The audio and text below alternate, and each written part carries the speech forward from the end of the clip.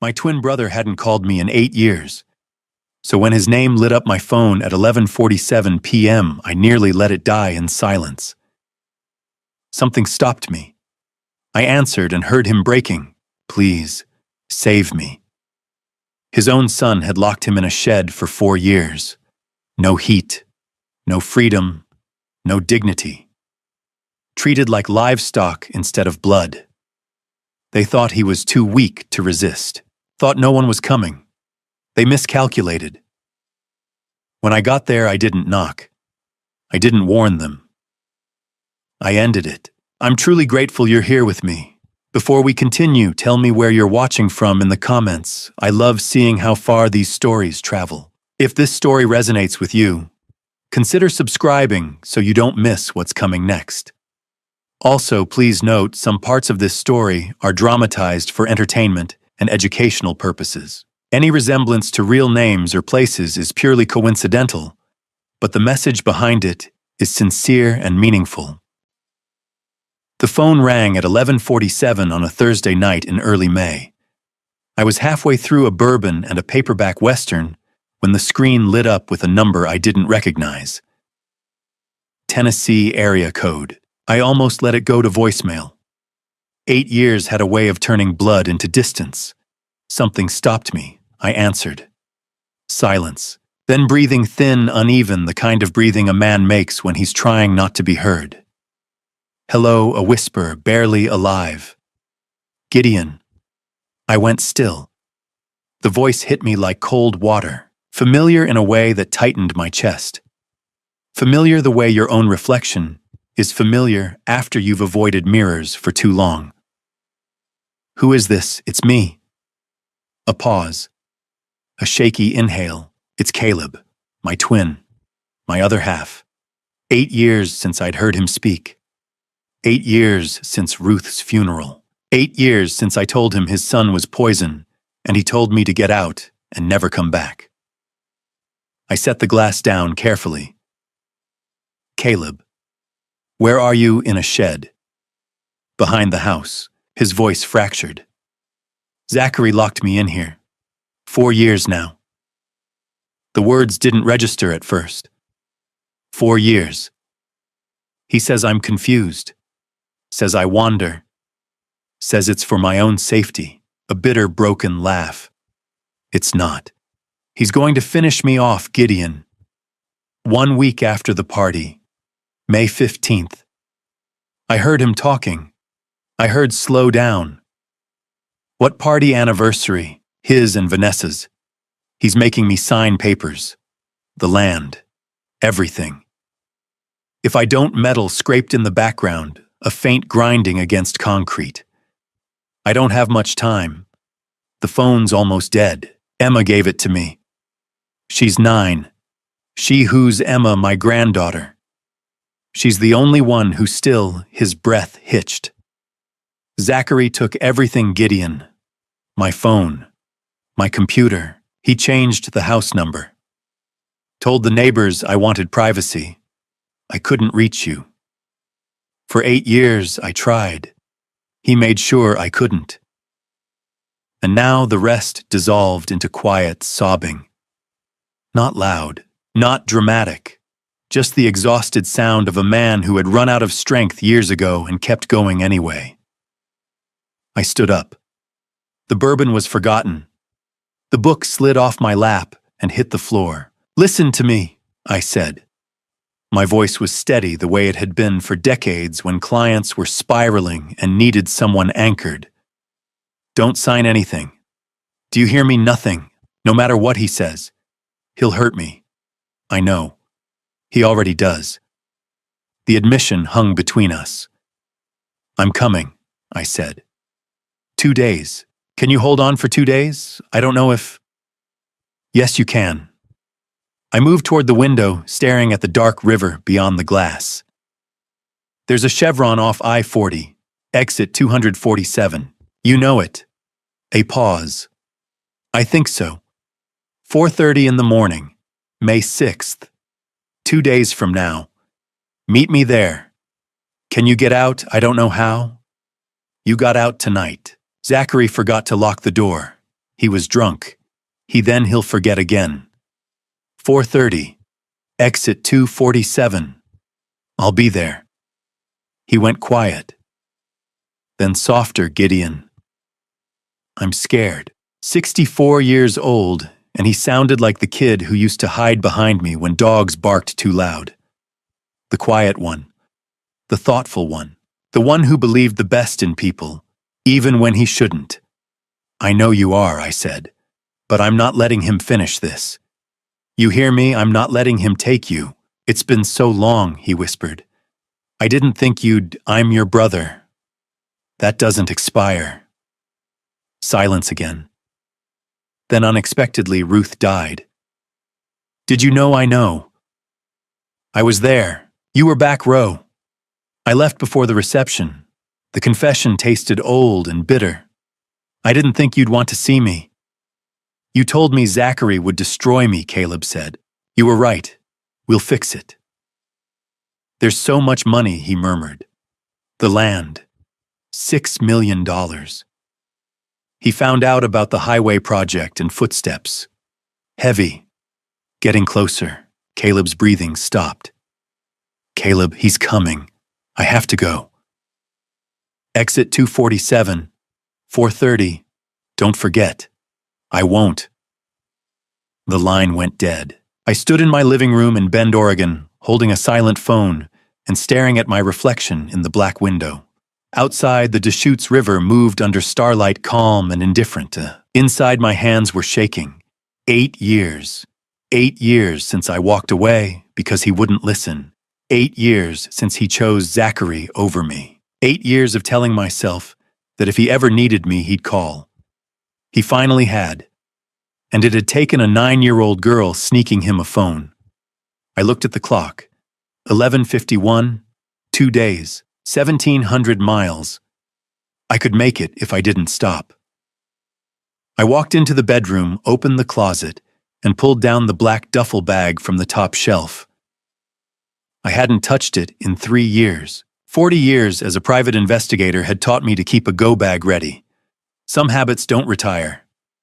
I set it on the bed and unzipped it. Button camera, voice recorder, lockpicks, USB drives, a Glock 19 wrapped in cloth, $10,000 in cash. Enough to disappear or persuade depending on what the situation required. I told myself I was done with this life. Apparently not. From the dresser, I pulled the old file I kept buried under tax returns. Photos, newspaper clippings. Copies of our birth certificates, Caleb Redford and Gideon Redford, born 11 minutes apart, in a VA hospital in Memphis in 1961. I picked up one photograph. 2 boys 7 years old grinning into the sun, arms slung over each other's shoulders. The only difference between us was the thin scar above my left eyebrow from a baseball gone wrong. Caleb kept me out of fights. I kept him out of his own head. That had always been the deal. I placed the photo back in the folder and packed the bag with methodical precision. Extra batteries, phone charger, road atlas. I didn't trust GPS when the exit needed to be clean. In the kitchen, I brewed coffee strong enough to burn through fatigue and poured it into a thermos. The house felt smaller than it had an hour ago. 11:58. I stood at the front door, hand on the knob, and replayed the last thing Caleb said. You were right. Maybe I was. It didn't matter. He was my brother. He called. That was enough. I locked the door behind me, tossed the duffel into the back of my truck, and started the engine. The headlights cut across the driveway and out onto the empty road. East. The highway opened up in front of me, dark, quiet, waiting. I had 2 days to reach Tennessee. 2 days to extract my brother from a shed he'd been locked in for 4 years. 2 days to step back into a life I thought I'd left behind. And when I got there, I wasn't going to knock. First, I was going to pull Caleb out of hell. Then I was going to deal with Zachary. The Chevron station sat alone at the edge of nothing, an island of fluorescent light floating in pre-dawn darkness. 2 pumps. A convenience store with metal bars over the windows. A rusted picnic table that looked like it hadn't been painted since the 90s. I eased the Silverado into the far corner of the lot and backed it in so I could watch the road. Old habit. Always know your exits.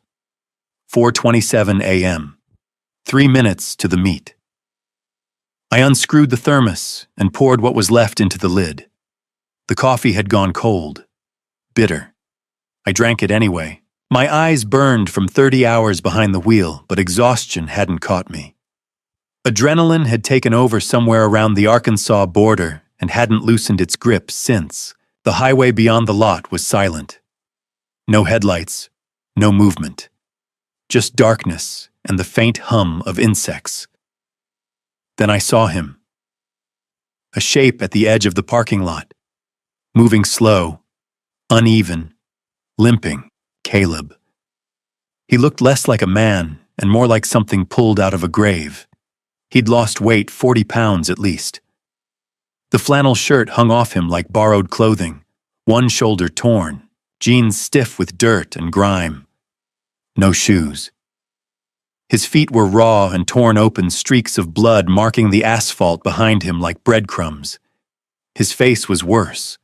Hollow cheeks, beard grown wild and uneven, skin pale under a layer of dust. His eyes sat deep in their sockets, shadowed. But I knew those eyes. I saw them every morning when I shaved. He stopped 10 feet away. Giddy and I crossed the distance in 3 strides and pulled him into me. He didn't resist. He collapsed.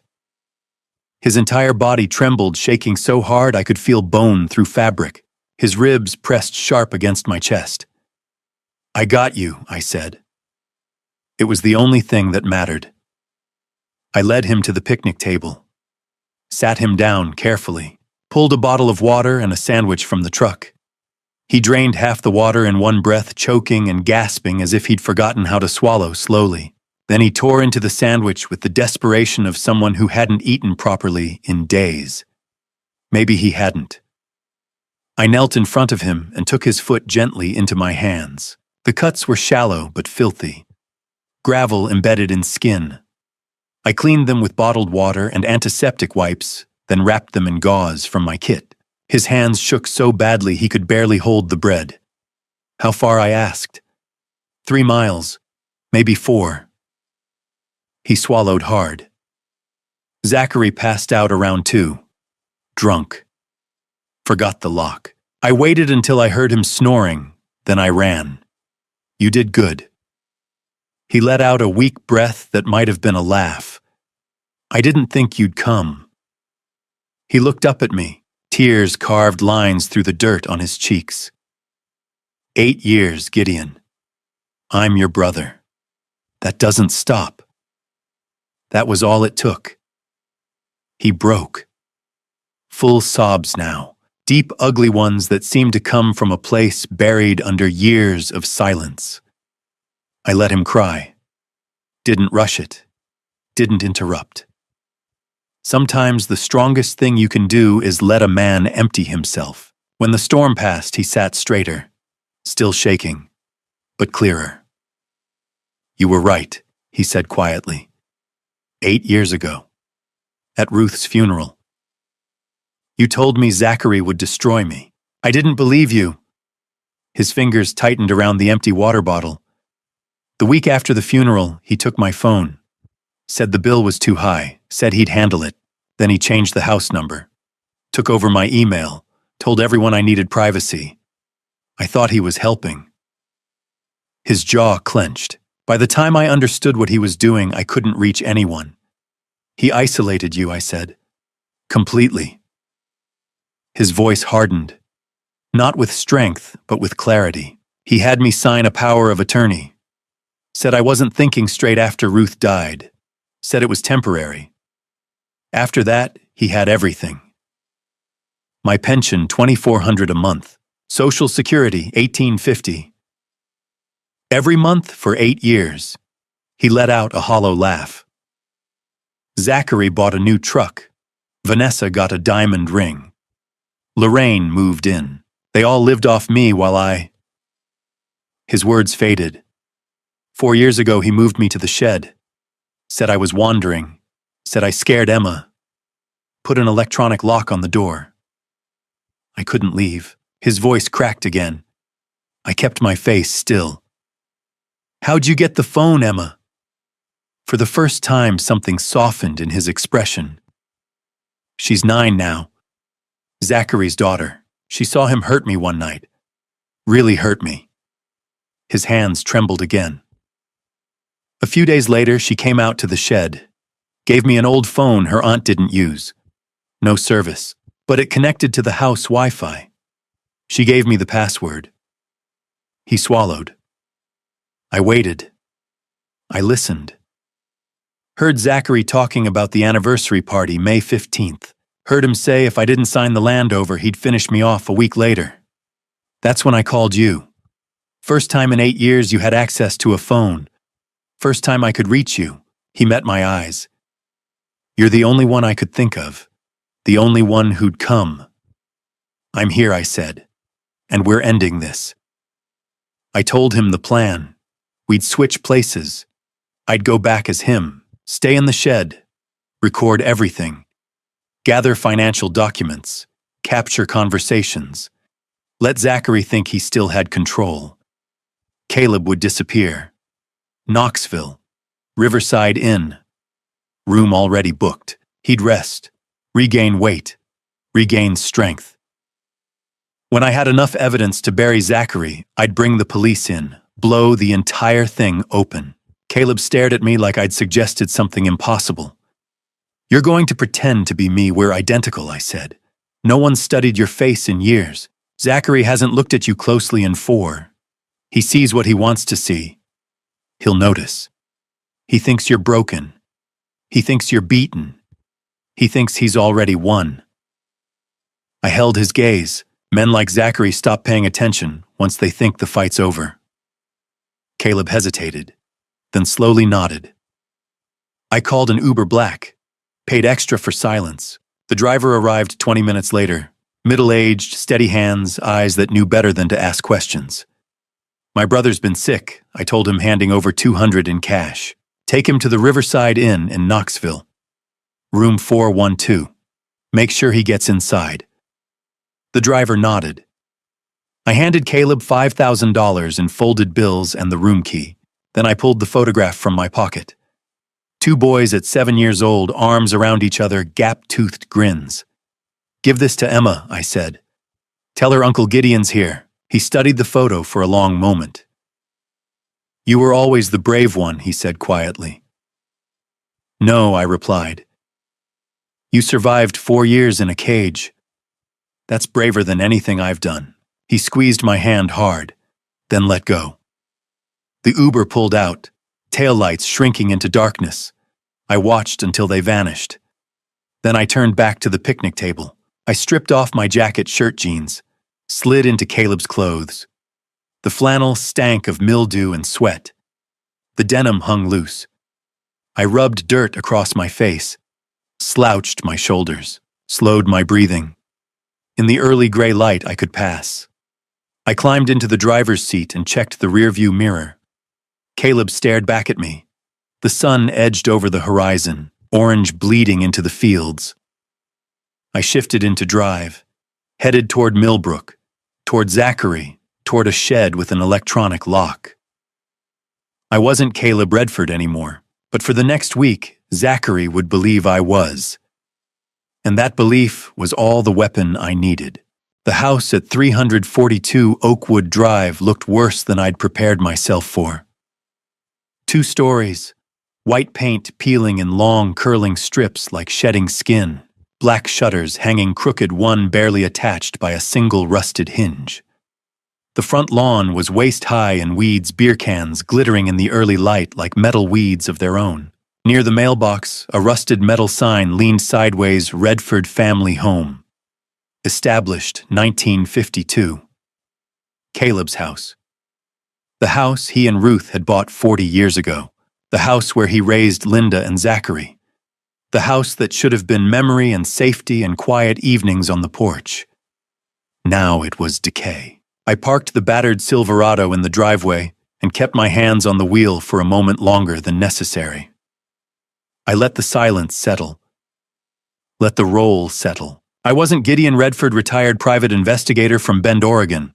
I was Caleb Redford, 64, grieving widower, diminished, contained. I stepped out of the truck, pulled my cap low, and walked toward the front door.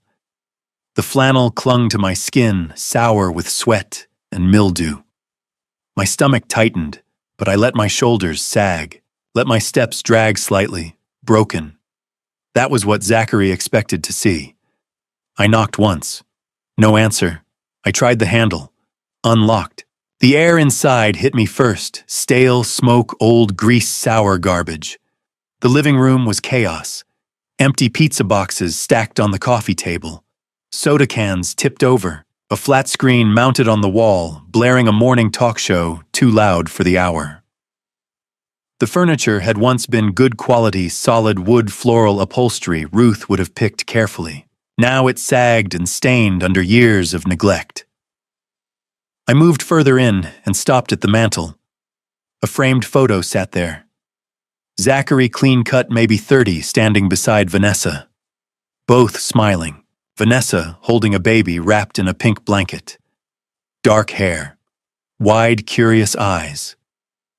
Emma. The photo was dated April 2017, 8 years ago. March 2017. Ruth dead from cancer. Zachary calling Caleb saying he and Vanessa needed help. A newborn baby. A grieving widower. "We'll take care of you, Dad." Caleb believed him. He always believed Zachary. Within weeks, the phone was gone. The house number changed. The email passwords reset. The circle tightened. And that baby in the photo, innocent, helpless, was 9 years old now, raised inside a house thick with manipulation and cruelty. Yet she had still found the courage to slip her grandfather a phone. "Where the hell have you been?" I turned slowly. Zachary stood in the kitchen doorway, arms crossed over his chest. He'd ballooned since I'd last seen him, pushing 300 pounds, sweat darkening the collar of a stained gray t-shirt, sweatpants sagging, hair thinning, jaw soft. The man in the photograph was gone. I didn't answer. I let my eyes drop slightly, let my mouth hang open a fraction. "I asked you something," he snapped, stepping closer. "Where were you?" "Walked," I muttered, rasping my voice, keeping it dry and thin. "Walked where?" "Just walked." He stared at me, searching. For a second I felt his suspicion brush against me like static.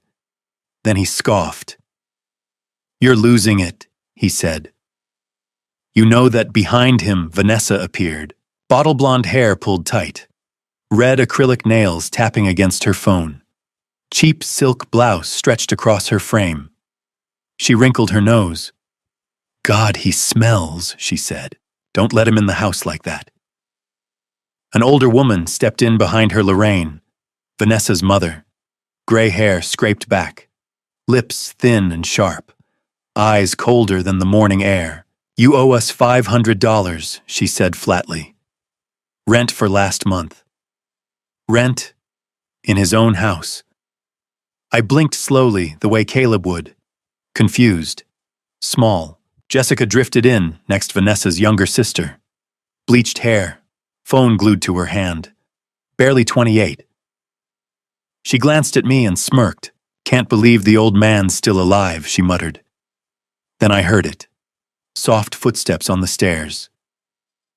Emma. She stood on the bottom step, clutching the railing with both hands.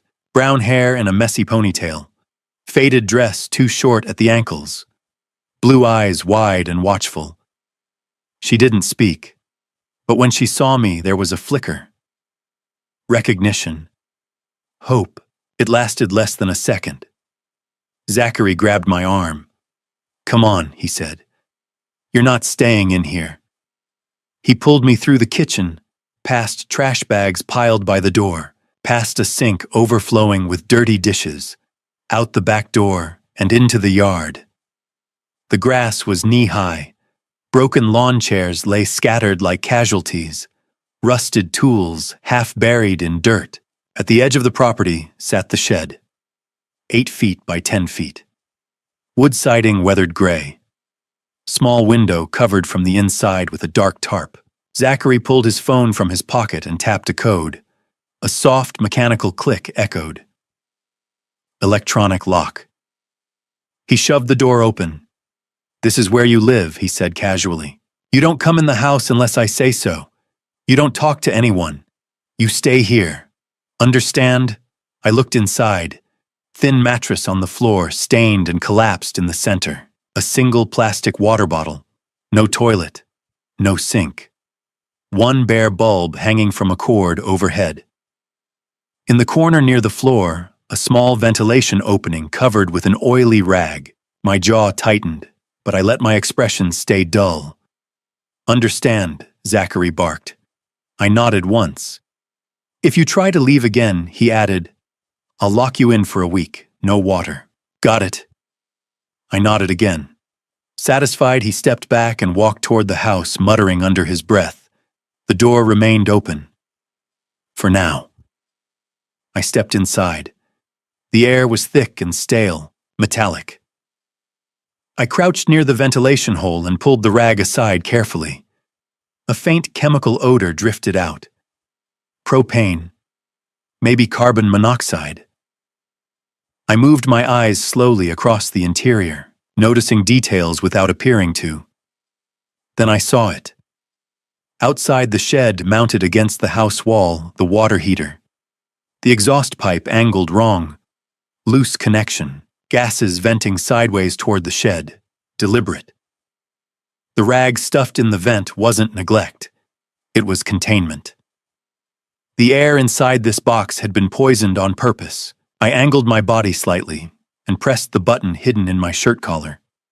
The camera embedded there snapped images, ventilation hole, blocked airflow, exhaust pipe, electronic lock, keypad. 72 hours of battery life. I would need every minute. I sat down on the mattress. The springs beneath it groaned. Dust rose in faint clouds. 4 years. 4 years my brother had slept here. Breathing slow poison. Drinking rationed water. Listening to footsteps outside that never came to rescue him. This wasn't just financial exploitation. This was elimination. I pulled my phone from my pocket and opened the image Caleb had handed me at the gas station earlier that morning. 2 boys, 7 years old, fishing poles too big for our hands. Our father standing behind us, proud and tired. Caleb smiling wide. Me squinting into the sun. I let the memory anchor me. Hold on, Caleb. You survived this. Now it's my turn. I leaned back against the wall, careful not to disturb the camera angle. Slowed my breathing. Counted seconds between inhalations to measure the air quality. If Zachary thought he'd already won, he'd get careless. He believed Caleb was broken. He believed no one was watching. He believed the shed was just a waiting room before the final step. He was wrong. For the next week, I would be Caleb Redford. Weak, silent, defeated. And every word Zachary spoke, every transaction, every threat, I would capture it. Because before I could end this, I had to survive it. Darkness fell without warning. One moment the shed was dim gray light leaking through the edges of the tarp. The next, it was absolute. A heavy, suffocating black that erased the walls, the floor, even my own hands. The kind of darkness that makes you doubt your sense of space. The kind that presses in. I lay on the thin mattress and listened. Rats moved inside the walls, small claws scratching through hollow wood. Something heavier rustled through the grass outside. Possum, maybe. Stray cat. The house creaked as it cooled. Through an open window somewhere above, I could hear Vanessa laughing. Zachary's voice boomed over the television, sharp and impatient. Caleb had endured this for 4 years. 1,400 nights. Alone. Inhaling poison. Listening to his own son's voice drift through the dark, while he lay on a stained mattress like discarded furniture. I reached up, fingers brushing the wood above my head. Emma's sunshine. The letters were shallow but deliberate. Carved slowly, patiently. A child's name turned into a lifeline. A 9-year-old girl had kept my brother alive. Not food, not strength, not faith in himself. Just the knowledge that somewhere in that house, someone still saw him as human. I sat up and carefully detached the button camera from my collar, powered it down, saved the battery. I would need it later when Zachary got careless, when conversations turned incriminating. The air felt thicker at night. The chemical tang sharpened, sour, metallic. I could taste it in the back of my throat. I stood and moved slowly toward the vent in the corner, tracing the wall with my fingertips. I pulled another rag loose. The smell hit harder. Propane. Not accidental, not incidental. I leaned close and listened. A faint hiss. Steady. Controlled. Like a gas line opened just enough to leak but not enough to alarm. Not enough to explode. Just enough to fill a sealed box over time. Make a man dizzy, nauseous, weak. Let him deteriorate quietly until one morning he simply didn't wake up, and Zachary would act surprised. Call 911, cry, bury his father, collect everything. Clean, plausible, unquestioned. I reactivated the camera flash, low but functional, photographed the vent, the rags stuffed tight into the opening, the metal grate, the electronic keypad on the door, the serial number stamped into the steel plate. Mitchell Warren would know what to do with this. A lawyer could trace the purchase, tie it directly to Zachary. Establish intent. Intent was everything. I swept the small beam of light around the rest of the shed. In the far corner under a splintered shelf, something caught my eye. A cardboard box, small, crumpled, almost forgotten. I knelt and pulled it free. Dust puffed up around it. Inside photographs, old ones. Edges curled, colors faded to soft browns and muted blues. The first showed a wedding, Caleb in a brown suit that looked too big for his narrow frame. Ruth beside him in a simple white dress, daisies in her hands. They were smiling like the world had only just opened for them. I hadn't been there. We weren't speaking that year. Over something trivial, something sharp and stupid that had felt important at the time. I had missed his wedding, missed the beginning of his life. Missed decades because I valued being right more than being present. I turned the photo. Next, Linda, maybe 10 years old. Dark braids, gap-toothed grin, her hand tucked in Caleb's, as if she had no doubt he would always be there. I wondered where she was now. If she knew. If she'd tried to reach him and found the line disconnected. If she had been told he didn't want to talk. Then I reached the one that made me pause. A boy, 5 years old, round face, bright eyes, sitting on Caleb's shoulders, tiny hands tangled in his father's hair. Zachary. The look on Caleb's face in that picture was pure, protective, proud. A father who would have stepped in front of anything for that child. That boy had loved him once. You could see it. So what happened? Did something fracture along the way? Or had the fracture always been there, small, invisible, waiting for the right pressure? Maybe Zachary had always carried this inside him, and Caleb, blinded by love, refused to see it, until it was too late. I placed the photographs back in the box carefully, slid it under the shelf, checked my watch. 11:08 p.m. 8 years since Ruth's funeral. 8 years since I'd told Caleb his son was dangerous. 8 years since he told me to leave. In that time, Zachary had severed every connection, rewritten reality, drained accounts, installed locks, introduced poison, and I had been in Oregon, retired, comfortable, convincing myself I'd done enough. I leaned back against the wall and closed my eyes. Caleb had survived 4 years here. 1,400 nights of chemical air and gnawing rodents and silence thick enough to choke on, carving messages into wood for a little girl who might never see them. He survived because somewhere inside he believed someone would come, I wasn't going to make him wrong. A sound. Soft. Outside. Footsteps moving through the grass. Light. Measured. Hesitant. I rose and moved toward the door, placing my ear against the cool metal. The footsteps stopped. A whisper. Small. Trembling. Grandpa Emma. I crouched and lowered my voice toward the narrow gap at the bottom of the door. I'm here, sweetheart. A faint scraping sound. I brought you water. The bottle inside is old. Daddy doesn't change it. Something slid across the concrete and nudged against my hand. A plastic bottle. Cold, full, fresh. I picked it up. Thank you, I said quietly.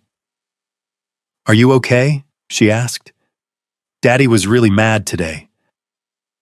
I'm okay. He scares me when he's mad. The honesty in her voice cut deeper than anything else that day. I closed my eyes, choosing my words carefully. Emma, do you remember the phone you gave your grandpa? Yes, that was very brave. You helped him more than you know. Silence stretched between us. Is he coming back? She asked. The question carried hope and fear in equal measure. Yes, I said. Soon. But right now, I need you to be brave again. Can you do that? A pause? I think so. Good. Don't tell anyone you're bringing me water. Don't tell anyone we talked. Just keep doing what you're doing. And when your grandpa comes back, things will be different. Promise. The word hung in the air like a contract. I promise. Okay. I have to go. Aunt Jessica is looking for me. Go. Be careful. Her footsteps retreated soft and quick, fading into the yard. I sat back down and stared at the water bottle in my hands. A 9-year-old child sneaking through the dark to bring water to the man she believed was her grandfather. Risking punishment. Risking anger. Caleb carved those words into the wall for a reason. Emma was his sunshine, the only warmth in 4 years of controlled darkness, and now she was part of my responsibility. I twisted the cap and drank deeply. The water was clean, cold, real. I set it beside me and lay back on the mattress, eyes open in the dark. Tomorrow Zachary would test me. He would push, probe, see if I responded differently, see if the broken man he thought he owned had changed. But I wasn't broken. I was trained. 40 years of reading lies, surviving pressure, waiting for the right moment to strike. Zachary believed he'd locked his father inside a cage. He believed the door and the keypad and the poison made him untouchable. He believed control meant victory. He didn't understand something simple. He hadn't locked a dying man in here. He had locked in someone who knew how to wait. And sooner or later, cages fail. And wolves don't stay caged forever. The kitchen smelled like old grease and meat cooked too long over too high a flame. The air was heavy, humid with fryer smoke and something sour underneath it. I stood just inside the doorway and watched them eat. Zachary sat at the head of the table, like a king in a collapsing kingdom. A thick ribeye lay on his plate, seared hard on the outside, bleeding in the center. He carved into it with slow, exaggerated strokes, chewing with his mouth open. Grease shone along his chin and gathered in the creases at the corners of his lips. Vanessa sat to his right, legs crossed, posture rigid. A plate of roasted chicken in front of her. She picked at it without appetite, scrolling her phone between bites, red acrylic nails tapping against the screen. Across from her sat Lorraine, 2 slices of pizza balanced on a paper plate. She ate mechanically, eyes dull, jaw working in steady rhythm. Jessica slouched at the far end of the table, one knee hooked over the other, thumb sliding up and down her phone screen.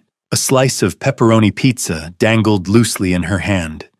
And Emma, small, quiet, almost folded into herself. A styrofoam cup of instant ramen sat in front of her, the cheap kind that cost less than $1. She lifted the noodles carefully with her spoon, blowing on them, before each bite stretching the meal like she understood scarcity better than any child should. No one spoke, only the scrape of cutlery, the low hum of the refrigerator, the occasional clink of a glass. Zachary noticed me first. "What are you doing?" he asked, words muffled by steak. "Waiting," I replied. "For what dinner?" He barked a laugh and gestured with his knife toward the counter. "Your food's over there. Bowl and bread. Don't say I don't feed you." I turned. A chipped ceramic bowl sat on the counter. Soup, congealed, a thin gray skin floating on top. Beside it, a piece of bread so hard it looked fossilized green creeping along the edges. I looked back at the table.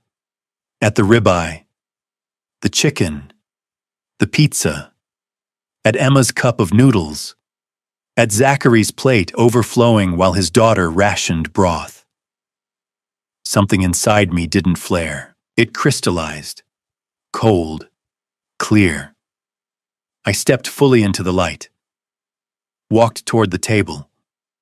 Chairs creaked as heads lifted. Surprise flickered across faces that had grown accustomed to a silent, compliant man. I stopped beside Zachary, looked down at his plate. "You're not eating that," I said evenly. He blinked. I reached down and picked up the steak with my bare hand. It was still warm. Grease slid between my fingers, dripping onto the table. I took a bite. Silence dropped over the room like a curtain.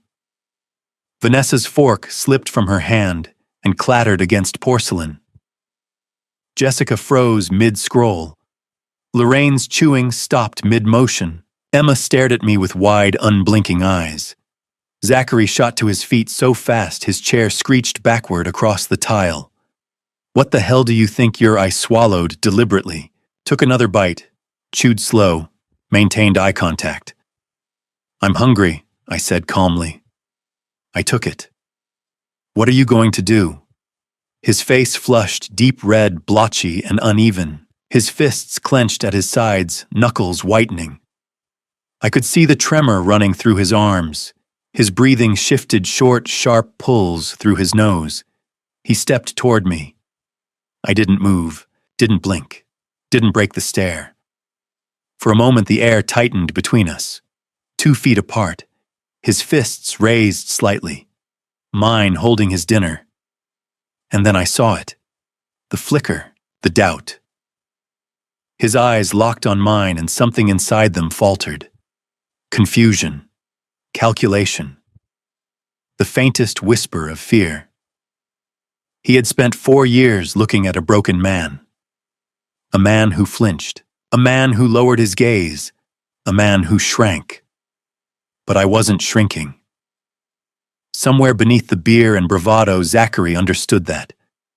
His eyes dropped, just for a second, to the floor, then back up. But it was enough. He stepped back. "You've lost your mind," he muttered. His voice was quieter now, less certain. I took another bite of the steak and let the silence expand. Let him feel it. Let him process the fact that he had backed down in front of his wife, his mother-in-law, his daughter. I finished the steak. Every bite. Slow. Intentional. When it was gone, I set the empty plate back in front of him. "You're not dealing with the same man anymore," I said. No one moved. Vanessa's mouth hung open. Jessica had completely forgotten her phone. Lorraine stared as if she were trying to solve a puzzle she didn't understand. Emma's eyes shone not with fear, with something else. Hope. I turned and walked toward the back door. "Get back in the shed," Zachary barked behind me. His voice wavered despite the volume. "Now." I paused, looked over my shoulder. I know the way, I said. Then I stepped outside, across the yard, through knee-high grass and broken lawn furniture, to the shed. The door stood slightly ajar. No lock engaged yet. I went inside and closed it gently behind me. Sat on the mattress. My hands were slick with grease. I wiped them on the denim of Caleb's jeans. My pulse pounded, not from fear, but from the sharp, clean satisfaction of watching a control system fracture. 40 years as an investigator had taught me something simple: power is perception, and I had just altered the perception. From the house, voices rose, Zachary shouting, Vanessa shouting back. Something shattered glass against tile. A door slammed upstairs. Footsteps pounded. I leaned back against the wall and let the noise wash over me. Let them unravel. Tomorrow I would press again. Not recklessly. Strategically. Push just enough to destabilize. To provoke. To make Zachary question his dominance.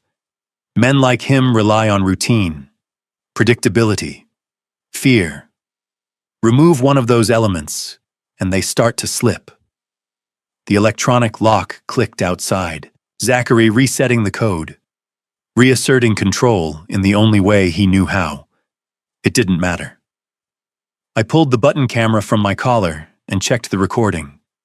Still running. Battery at 60%.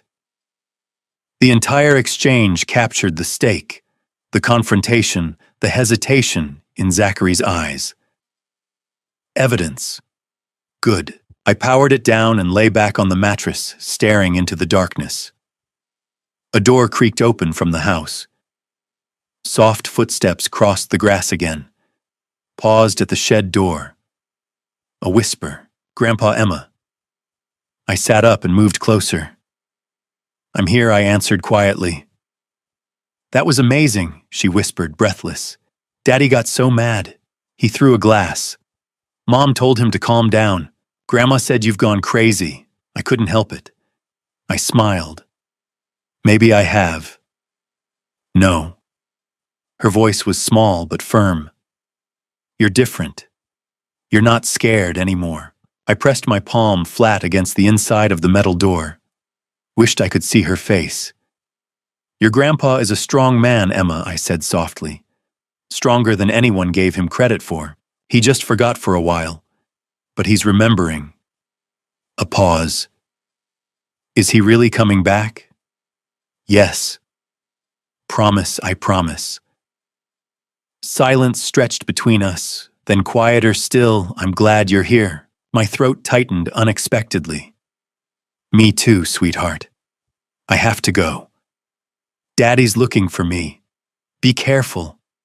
I will. Her footsteps retreated. Soft.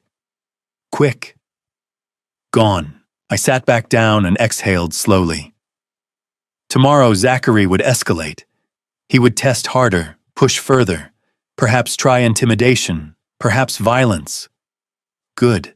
The more pressure he applied, the more cracks would show. And every crack I would capture. He thought he had locked his father in a cage. He had no idea he'd just invited something far more dangerous inside. And I was only getting started. The house emptied just after 9. I heard Zachary's truck start. Heard Vanessa yelling at Emma to hurry up. Heard the crunch of gravel as they pulled out of the driveway. Then silence. I waited. Counted to 60. Listened for any sound. Nothing. I pulled the lockpicks from my pocket. The shed door was easy, cheap electronic lock, the kind you bought online for $50. Took me 30 seconds. The door clicked open. I slipped inside the house through the unlocked back door. Careless. Arrogant. Zachary didn't think his father could escape. I moved through the kitchen, past the table where I'd taken Zachary's steak, climbed the stairs. Slow. Careful. Every step a potential creak. Zachary's office was at the end of the hall. Door half open. Messy. Papers scattered across a cheap desk. A laptop sitting open screen, dark. I touched the trackpad. The screen lit up. No password prompt, just the desktop. I opened the file explorer. Found a folder labeled Land Highway Project. Clicked it. A PDF. Appraisal report. Official letterhead. Tennessee Department of Transportation. Property value $6,200,000. Highway expansion project. Total budget $180 million. Estimated closing date August 15th, 2025, $6.2 million. For a piece of land Caleb probably didn't even know he still owned. Land his father had bought 50 years ago for almost nothing. Zachary had found out, and he'd decided it was his. I pulled out the button camera, took a photo of the screen. Then I opened the next file. Life insurance policy, Caleb Redford, beneficiary Zachary Redford, death benefit $750,000. Policy date March 12th, 2023, 2 years ago. Right around the time Zachary started stuffing rags into the vent. I took another photo, opened the next folder. Bank statements, Caleb's accounts, pension payments, Social Security deposits. Every month, like clockwork, the money came in. And every month it went straight out, transferred to an account in Zachary's name. I scrolled back. 8 years of transfers. Every month. $2,400 pension. $1,850 Social Security. Over $400,000. Zachary had stolen $400,000 from his own father. I found a USB drive in the desk drawer. Plugged it in. Copied everything. The land appraisal, the insurance policy, the bank statements, a file labeled POA 2017, a forged power of attorney. Caleb's signature shaky, wrong nothing like the confident script I'd seen on the old photos. Then I found another folder. Costa Rica, villa, a real estate contract, beachfront condo, 3 bedrooms, pool, ocean view. Purchase price $890,000. Closing date June 1st, 2025, 2 weeks before the land deal closed. Zachary was planning to run, take the money, and disappear. I opened the browser history.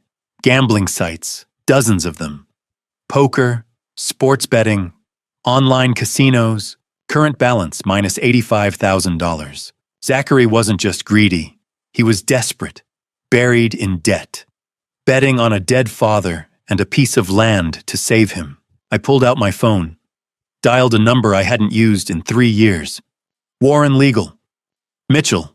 It's Gideon Redford. Elder abuse case, financial exploitation, fraud. I'm sending you evidence today. Jesus, where are you?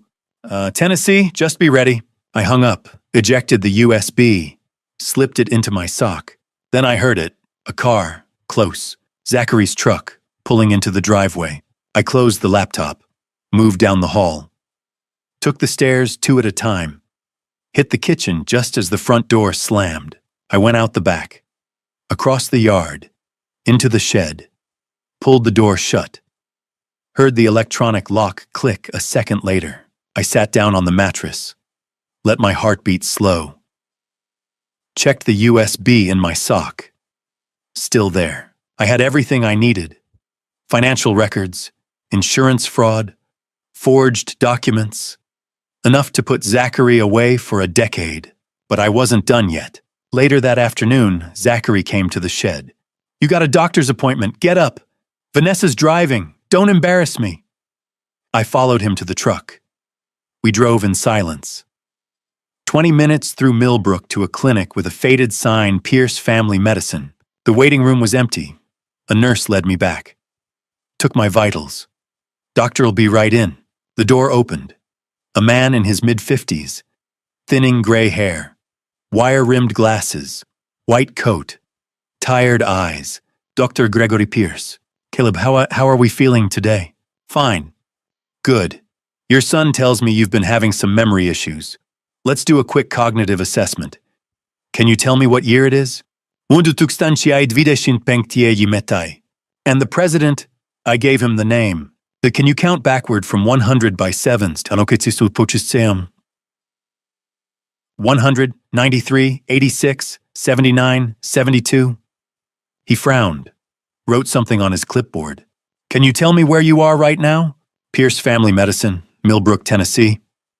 His frown deepened. Vanessa's phone rang outside. She stepped into the hall. The moment the door closed, I leaned forward. How much is he paying you? I said. Voice low, calm.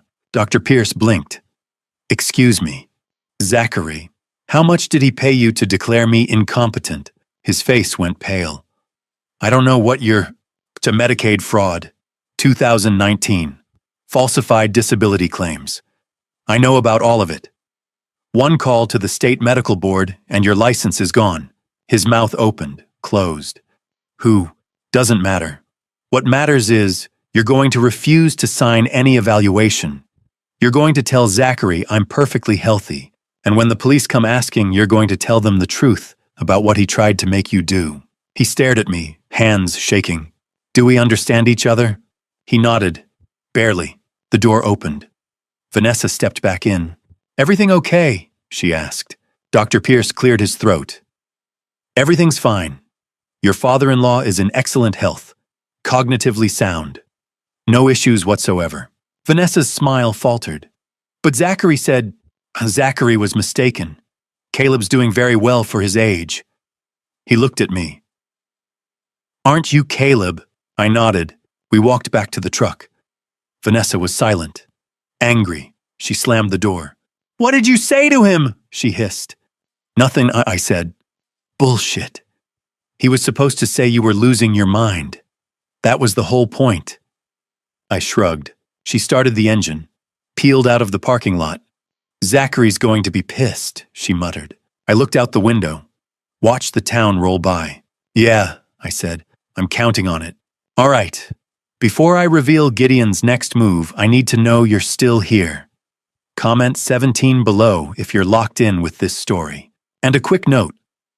The next part includes a few dramatized elements for storytelling. If it's not your style, feel free to step away. But if you're staying, it's about to get intense. The morning sun hit the shed door at an angle that made the metal glow. I pushed it open, stepped out into the light. No sneaking, no hiding. Just walked straight across the yard toward the house. Zachary was on the porch, coffee in one hand, cigarette in the other. He saw me coming, squinted. Where do you think you're going? Shopping, I said. He laughed. Short. Mean. Shopping. You. With what money, old man? I stopped at the bottom of the porch steps, reached into my back pocket, pulled out my wallet, flipped it open. The black card sat in the front slot. American Express. No limit. I held it up. My money, always have. Zachary's smile faltered. He stared at the card. That's fake. Try it and see. Vanessa appeared in the doorway. Where'd you get that? It's mine.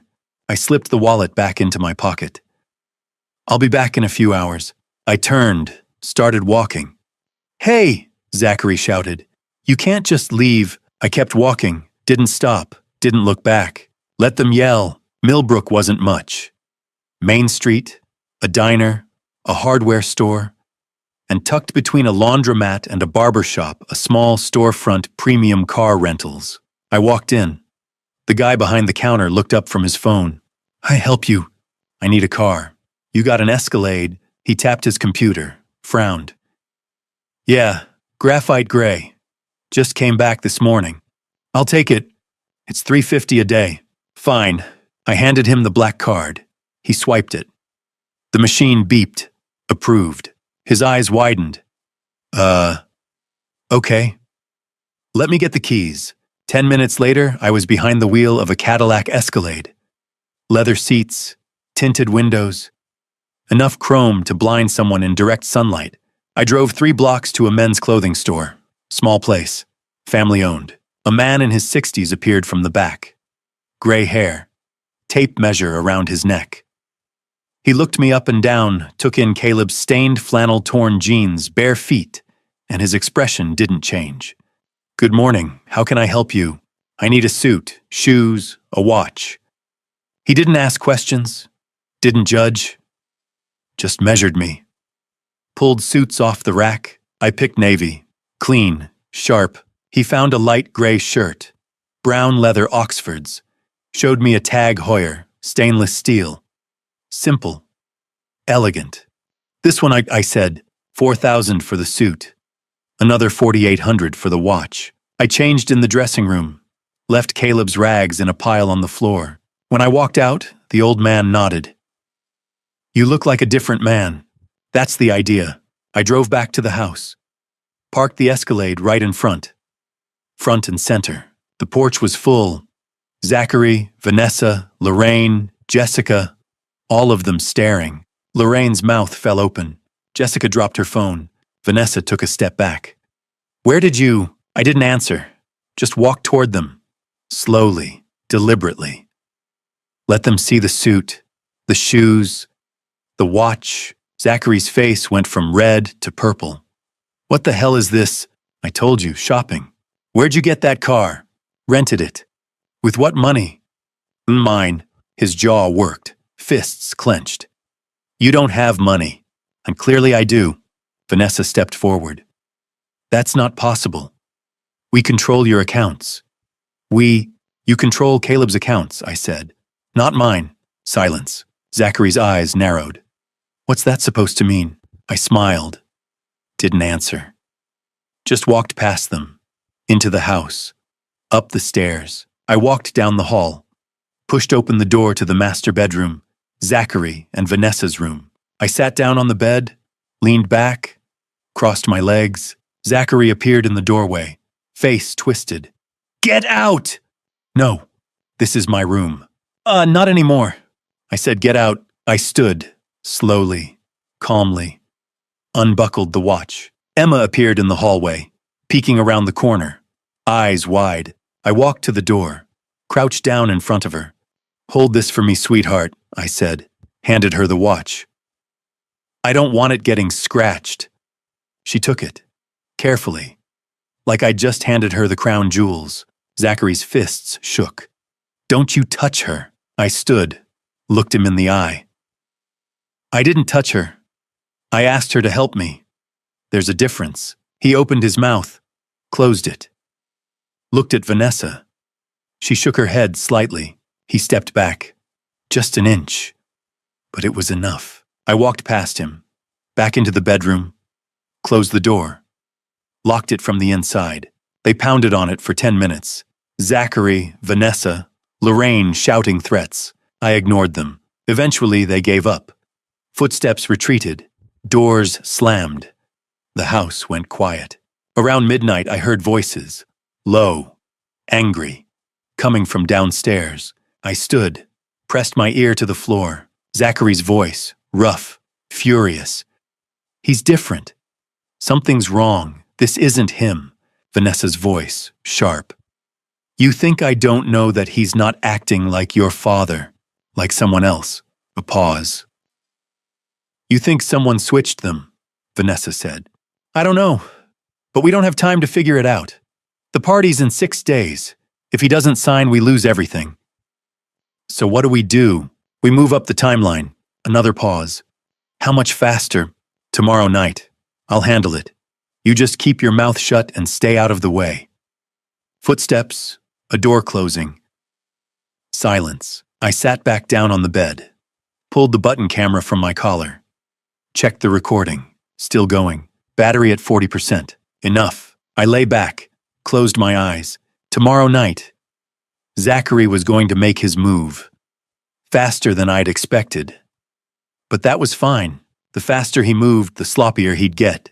And sloppy people made mistakes. I'd spent 40 years waiting for people to make mistakes. I could wait one more day. The garage sat behind the house like a separate world. Detached. Window tinted with grime. A single floodlight over the door. Zachary's refuge. His man cave. The place he retreated to when he wanted to drink gamble and pretend he was the one in control. Tonight the lights were on. Music spilled out through the cracked window, classic rock cranked too high. The kind of volume that meant someone had already been drinking for a while. I moved through the yard, slowly keeping to the shadows. Pressed my back against the cold metal siding of the garage. Listened. Laughter, glass clinking, the scrape of chairs. I unclipped the button camera from my collar and held it up toward the window. Adjusted the angle carefully until I could see inside. 2 men.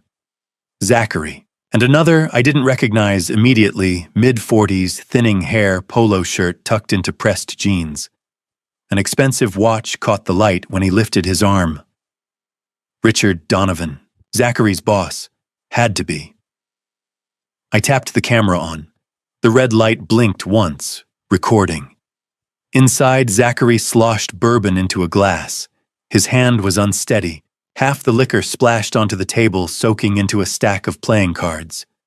To the good life, he said, raising his drink. Richard lifted his glass halfway. Sure, you don't sound excited, Rick. I'm excited, Richard said flatly. Just tired.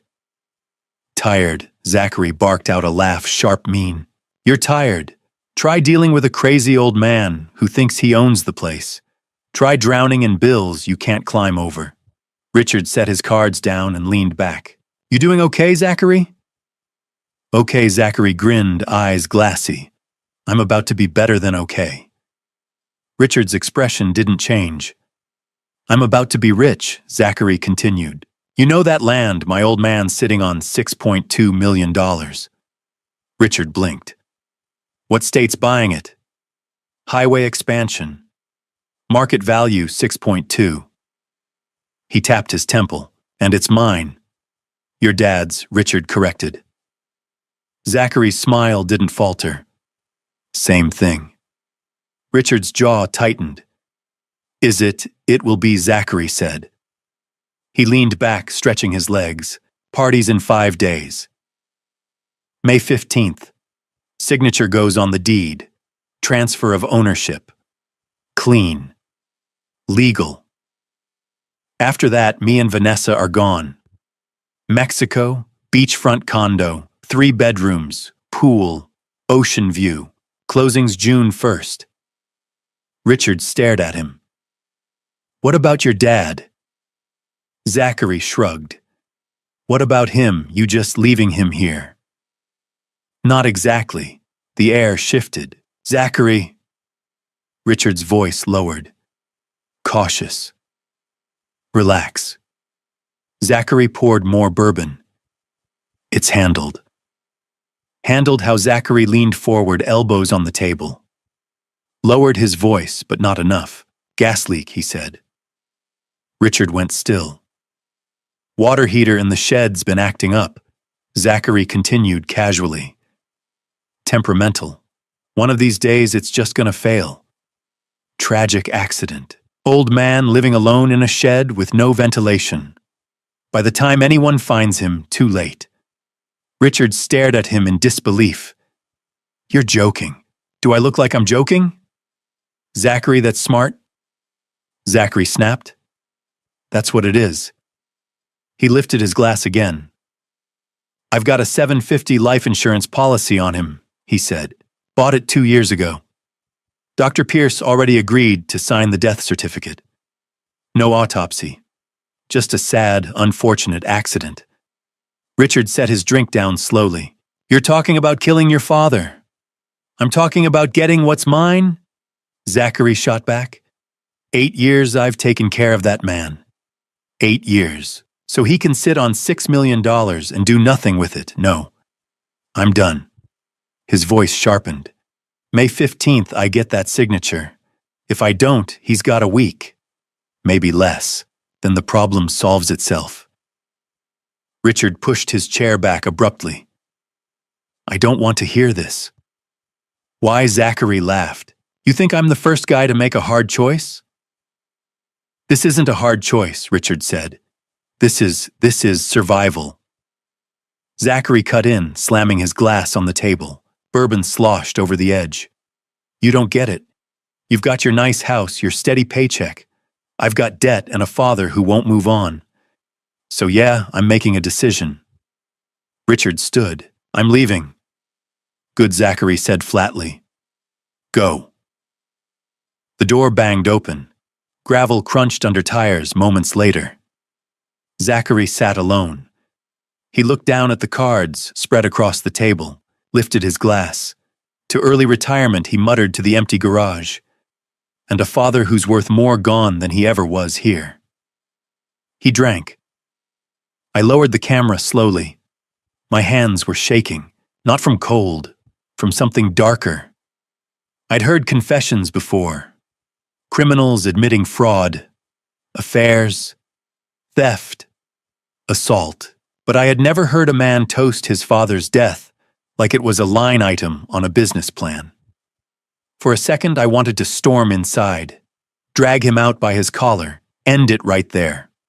No, I forced myself to breathe, slow, controlled. Not yet. I had what I needed. Every word, every detail, the insurance policy, the doctor's name, the staged gas leak, the deadline, all of it on camera. I moved back across the yard, careful not to break cover, slipped inside the shed and shut the door quietly behind me. I connected the camera to my phone. The file loaded. I hit play, crystal clear, audio sharp, Zachary's face visible, his voice unmistakable. I watched it once, then again. Then I opened my messages and found Mitchell Warren's name, typed "Got the confession." Phase 2. Sent.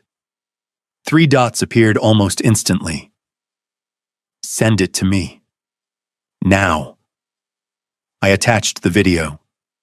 Sent. The phone buzzed less than a minute later. This is enough. I can have the DA ready.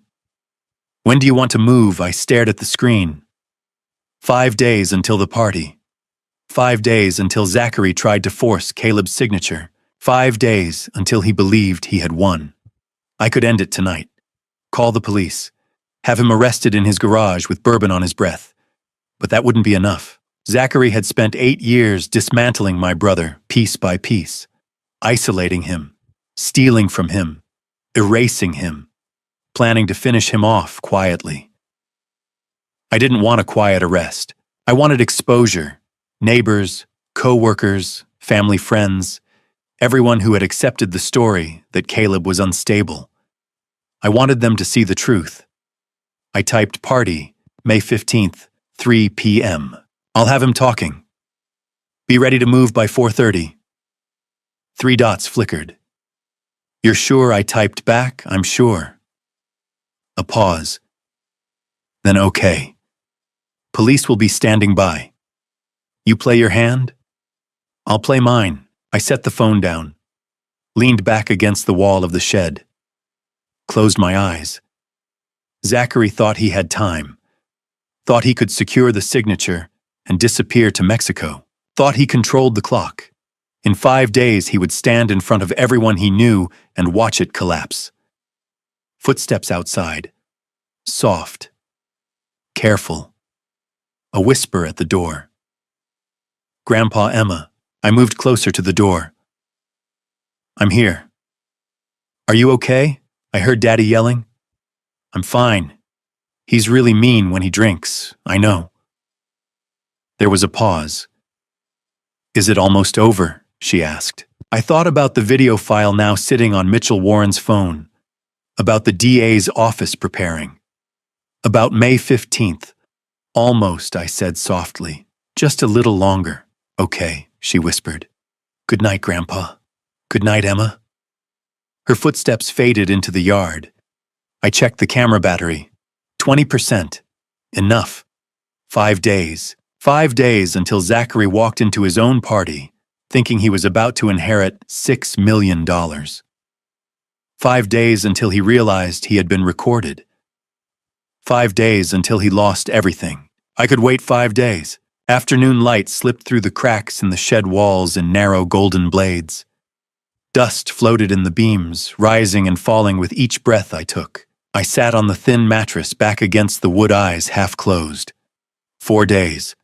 4 days until the party. 4 days until Zachary stood in front of everyone he knew and unknowingly signed his own confession. A soft knock broke the quiet. 3 light taps. Careful. Grandpa, Emma. I pushed myself up and moved to the door. I'm here. Something slid under the gap at the bottom, plastic wrapped, cold against my fingers. A sandwich, turkey and cheese, still chilled from the refrigerator. Thank you, I said. There was a pause on the other side of the door. Then her voice dropped lower. Can I tell you something? Of course. Aunt Jessica's hiding something, she whispered. I saw her last night. She had papers and money. She was counting it. I crouched lower, bringing my mouth closer to the gap. What kind of papers, I don't know. Big brown envelope. She kept looking at it and smiling. Then she put it in her drawer and locked it. Jessica, Vanessa's younger sister, the one who'd laughed about Caleb still being alive. Thank you for telling me, I said softly. Be careful, Emma added. She's mean. Despite everything, I smiled. I will. That night, I'd find out exactly what Jessica was hiding. The house went quiet just after 11. One by one, lights shut off. Doors closed. The television hummed faintly from Zachary and Vanessa's bedroom. I waited another 20 minutes. Then I moved. The lock on the shed door was electronic, but the manual latch on the inside had been neglected. I'd tested it earlier. A slight gap in the alignment. Enough. I slipped out into the night, crossed the yard barefoot for silence. Climbed the back steps, slowly, each board memorized in case it creaked. Jessica's room sat at the end of the hallway. Door closed. No light underneath. I took the lockpicks from my pocket. Cheap interior hardware. Basic pin tumbler, 20 seconds. The latch clicked softly. I paused. Listened. Nothing. I opened the door just enough to slip inside. The room smelled of sweet perfume layered over stale cigarette smoke. Clothes were scattered across the floor. A laptop sat open on the bed screen, dark but still warm. I moved to the dresser. Top drawer. Locked. I knelt and worked the pick again. Another 20 seconds. Click. I eased the drawer open. Inside sat a thick manila envelope. Heavy, bulging. I lifted it carefully and opened the flap. Legal documents. Printed on heavy stock paper with official-looking seals. Quitclaim deed. Transfer of real property. Grantor Caleb Redford. Grantee Zachary Redford. Property 342 Oakwood Drive, Millbrook, Tennessee. Approximately 40 acres. Date of transfer May 16, 2025. One day after the party. This wasn't the state land deal. This was the house. The property. Everything Caleb owned. And the signature at the bottom, Caleb Redford, was a forgery. It was close, but wrong. The pressure uneven. The angle off. A hesitant hand trying to imitate confidence. I pulled the button camera from my collar and began photographing each page. The deed, the signature, the date, the embossed seal, the notarized affidavit attached behind it, signed by Melinda Cross, Notary, Public State of Tennessee. I doubted Melinda Cross had ever laid eyes on this document. The third item inside the envelope stopped me. A check. Uncashed. Payable to Jessica Sullivan. Amount $50,000. Memo services rendered. $50,000. For forging the deed. For stamping a false notary seal. For silence. I photographed the check front and back. Then carefully slid everything back into the envelope. Returned it to the drawer exactly as I found it. Closed and relocked it. No trace. I turned toward the door and froze. A small shadow stood just outside the doorway. Emma. Bare feet. Nightgown brushing her knees. Eyes wide in the dim hallway light. I stepped out and closed Jessica's door behind me. Knelt so we were eye level. You should be asleep, I said gently. I heard you walking. She studied me closely. You're not my grandpa, she said. The words hit harder than anything else that night. What makes you think that? I asked quietly. Your eyes, she said. They look like his, but they're not sad. Grandpa's eyes were always sad. She tilted her head. And you don't talk like him. And when Daddy yells at you, you don't look scared. Grandpa was always scared. 9 years old. Observant. Too observant. Are you going to tell anyone? I asked. She shook her head immediately. No. Why not? Because you're helping him, she said simply. Aren't you? I held her gaze. Yes.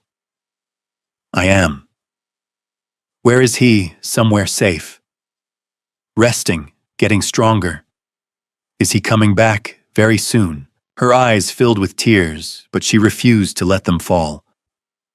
Promise. I reached into my pocket and pulled out the photograph. 2 boys, 7 years old, arms around each other. I handed it to her. That's your grandpa, I said, pointing to the boy on the left. And that's me, Uncle Gideon. We're twins. I came to help him. She looked from the photo to my face and back again. The resemblance was undeniable. Slowly, she nodded. Can you keep this secret? Just a few more days I can. If your dad finds out, I said carefully, it won't be safe. For you, or for me. Do you understand? I understand. I opened my arms. She stepped forward and wrapped hers around my neck, held on tight. Thank you, she whispered. For what? For coming. My throat tightened unexpectedly. You're very brave, Emma. She pulled back and looked at me seriously. So are you. I smiled and gently brushed a strand of hair from her face. Go back to bed. I won't tell, she said before I could finish. She turned and padded down the hallway, closing her bedroom door softly behind her. I stood there for a moment. A 9-year-old girl had seen through a disguise that had fooled adults, and she'd chosen loyalty, not to her father, but to her grandfather. I slipped back downstairs and out into the yard, crossed the grass and returned to the shed, sat on the mattress, pulled out my phone, opened the photos of the forged deed, the fake notary seal, the $50,000 check, sent them to Mitchell Warren. 3 dots appeared almost immediately. This is fraud, felony forgery, conspiracy. Add it to the pile. I typed back, how big is the pile now? A moment later, big enough to bury him. I set the phone down and leaned back against the wall. 4 days. 4 days until Zachary stood in front of friends, neighbors, co-workers, and watched the mask come off. 4 days until Caleb walked through the door. 4 days until handcuffs clicked shut. 4 days until Emma no longer had to whisper through metal. I closed my eyes. I could wait 4 days. The trucks rolled in just after dawn. White cargo vans. A flatbed hauling folded metal frames. Another pulling a generator. Men in work boots unloading canvas poles and stacks of rented chairs. From the narrow shed window, I watched Zachary stride across the yard like a commander inspecting troops. He pointed, barked instructions, adjusted the placement of the tent with exaggerated authority. A white canopy rose slowly over the backyard. By mid-morning, folding chairs were arranged in neat rows facing a small rented stage. Long banquet tables lined one side. A portable bar stood in the corner. Extension cords snaked toward the generator. 60 guests expected.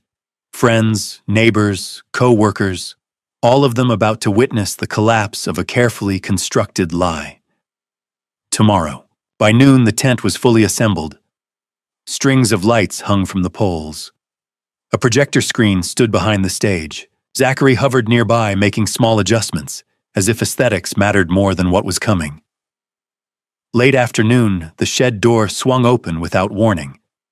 Inside. Now. I rose and followed him into the house. He walked straight into the living room and handed me a glass. Whiskey. Neat. Drink. I drank. He watched my throat as I swallowed. Tomorrow, he said, voice low but sharp, 3 o'clock. You sign that deed. Transfer of property. Caleb Redford to Zachary Redford. In front of everyone. Clean. Legal. You understand? I understand. And you're not going to cause a scene. You smile. You sign. You shake my hand.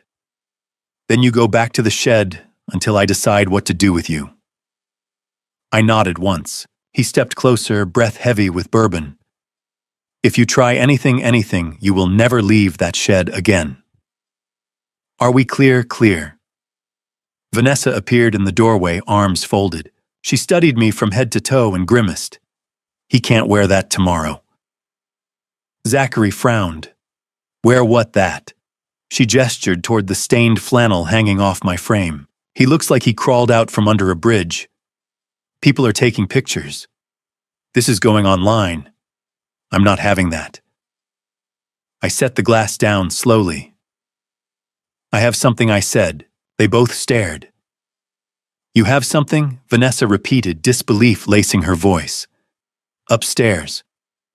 I walked past them without waiting for permission. In the closet behind older coats and forgotten jackets hung the navy suit I had purchased quietly in Millbrook days earlier. Pressed, crisp, waiting. I changed deliberately. White shirt buttoned clean to the collar. Tie straightened. Jacket slipped on smoothly. When I looked in the mirror, I didn't see Caleb. I saw a man who had come to settle accounts. I went back downstairs. Vanessa's mouth fell open. Lorraine dropped her coffee mug. It shattered against the tile ceramic fragments skittering across the floor. Zachary's face drained of color. "Where did you?" "You said wear something nice," I replied evenly. "I'm wearing something nice." His jaw tightened. His fists flexed at his sides. He glanced at Vanessa. She gave the slightest shake of her head. "Fine," he said finally, voice strained. "Wear it. But tomorrow you sign." "Tomorrow," I agreed. I stepped outside. The air felt different against the fabric of the suit. Cleaner. Sharper. The tent glowed in the late afternoon light. Workers packed up equipment. A few neighbors had drifted over, drawn by curiosity. One of them stopped mid-step when she saw me. Eleanor Whitmore, 71. Silver hair swept back neatly. Leaning on a polished wooden cane, she had once brought casseroles to Caleb after Ruth died, until Zachary discouraged her visits. She approached slowly. "Caleb," I turned toward her. "Hello, Eleanor." Her brows furrowed. "My lord, you look different. Different how I don't know." She studied my posture, my eyes. Stronger, taller somehow. "Are you all right? If something's wrong, you can tell me. I know Zachary can be difficult." I placed a steady hand on her shoulder. "I've never felt better, Eleanor." She searched my face as if trying to locate the grief she'd grown used to seeing. "Just watch tomorrow," I said softly. "Everything's going to be fine." She didn't look convinced, but she nodded. "If you say so." "I do." She patted my hand and walked back toward her house, glancing over her shoulder once more. I turned back to the tent. Evening settled in. The workers were gone. The canopy stood empty but expectant. Strings of lights flickered overhead. A projector sat mounted near the stage, connected to a laptop resting on a table. Zachary had rented it for a slideshow wedding photos, vacation snapshots, a curated narrative of a perfect life.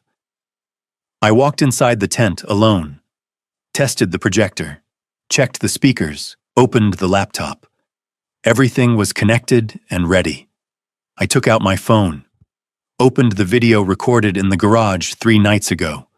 Zachary's voice, clear, confident, detailed, gas leak, $750,000 life insurance policy, worth more gone than he ever was here. I connected my phone to the laptop and tested playback. The video filled the screen, crystal clear, audio sharp. I watched 10 seconds. Disconnected. Cleared the connection history. Closed every window.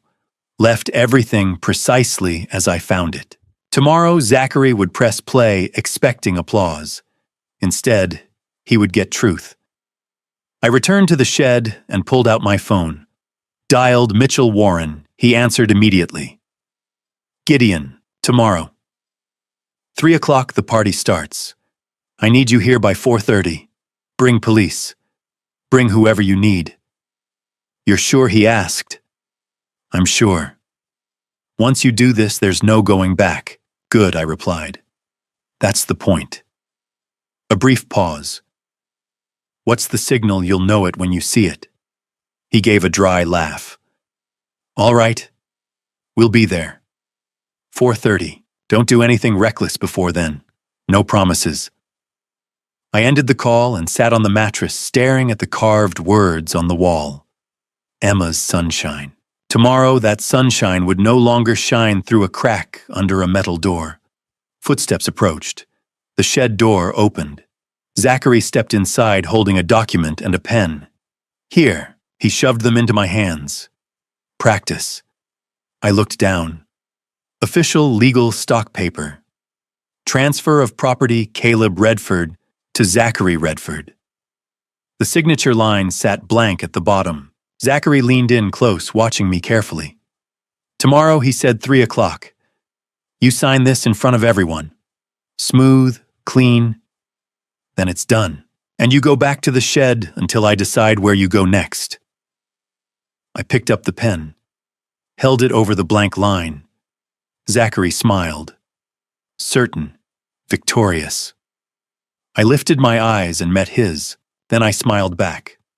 Not warm, not nervous, cold, controlled. A smile that said, you have no idea what tomorrow holds. I'll see you tomorrow, I said. His smile flickered. Just briefly, something uneasy crossed his expression. Then he turned, walked out, and locked the shed door behind him. I set the pen down and stared at the document. Tomorrow, he would stand on that stage before 60 guests. He would ask me to sign, and I would refuse. Then I would show them who Zachary Redford truly was. One day left. The trap was built, and Zachary had no idea he was the one standing in it. Before I show you what really happened at that party, type MAY15 in the comments if you're still with me, because that date is about to change everything in this story. And just a quick note, the next part includes dramatized elements for storytelling impact. If this kind of content isn't for you, feel free to step away, but if you stay, you're about to witness the turning point. By 3 o'clock, the backyard was packed. More than 60 people crowded beneath the white tent. String lights glowed softly overhead despite the afternoon sun. Long tables sagged under platters of shrimp, cocktail, roast beef, fruit trays, arranged like centerpieces. A bartender in a black vest poured champagne into flutes, laughing at something a guest had said. Music drifted from rented speakers, light celebratory. It looked like an anniversary party. It felt like a trial waiting to happen. I sat at the family table in the front row. Emma was beside me. She'd attached herself to my hand the moment the first guests arrived, and hadn't let go since. Are you scared? She whispered. No. I am. I tightened my grip around her small fingers. You don't have to be. This will be over soon. Across the yard, Zachary worked the crowd like a seasoned politician.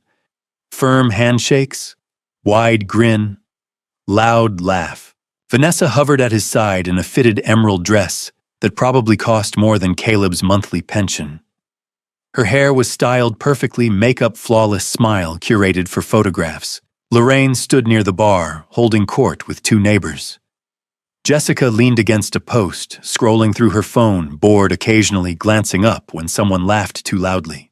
A man in a cheap gray suit walked past our table and did a double take when he saw me.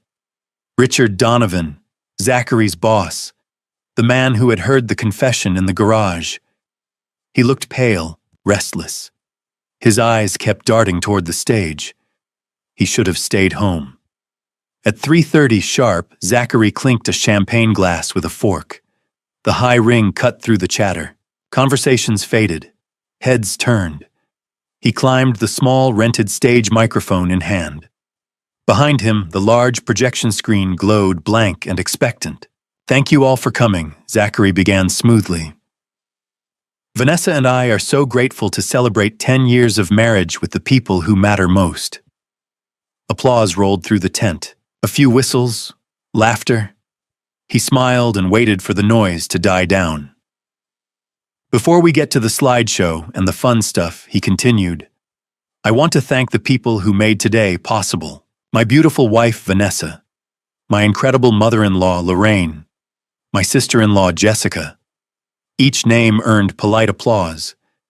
And most importantly, my father, Caleb.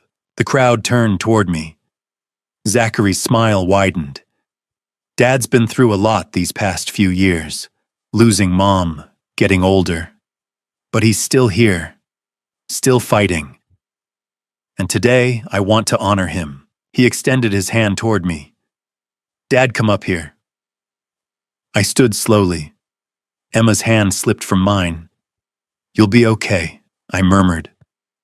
She nodded, though her eyes were wide and glassy. Every step toward the stage felt deliberate, controlled, measured. I climbed the 3 steps and joined Zachary under the string lights. He draped an arm around my shoulders, pulling me close in a show of affection. I love this man, Zachary said into the microphone, his voice thick with manufactured emotion. He raised me, taught me everything I know. And today I want to give him something he deserves. Peace of mind. He reached inside his jacket and pulled out a folded document.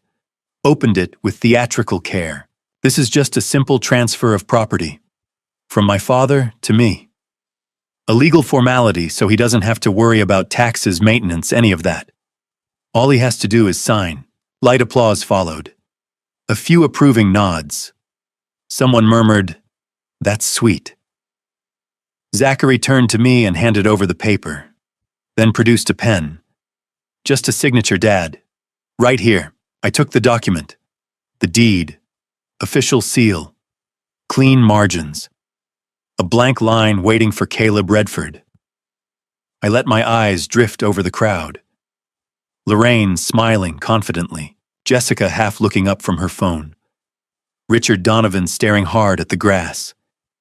Emma watching me like her entire world depended on what I did next.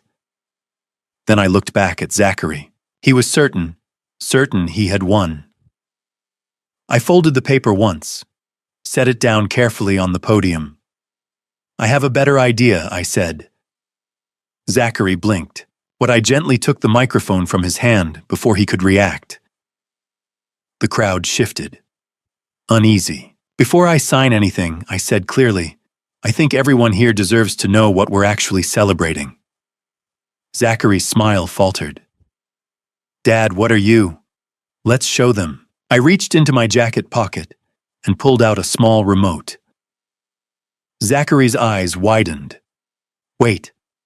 I pressed the button. The screen behind us flickered, then came to life. There he was. Zachary, sitting at a poker table in the garage. Glass in hand.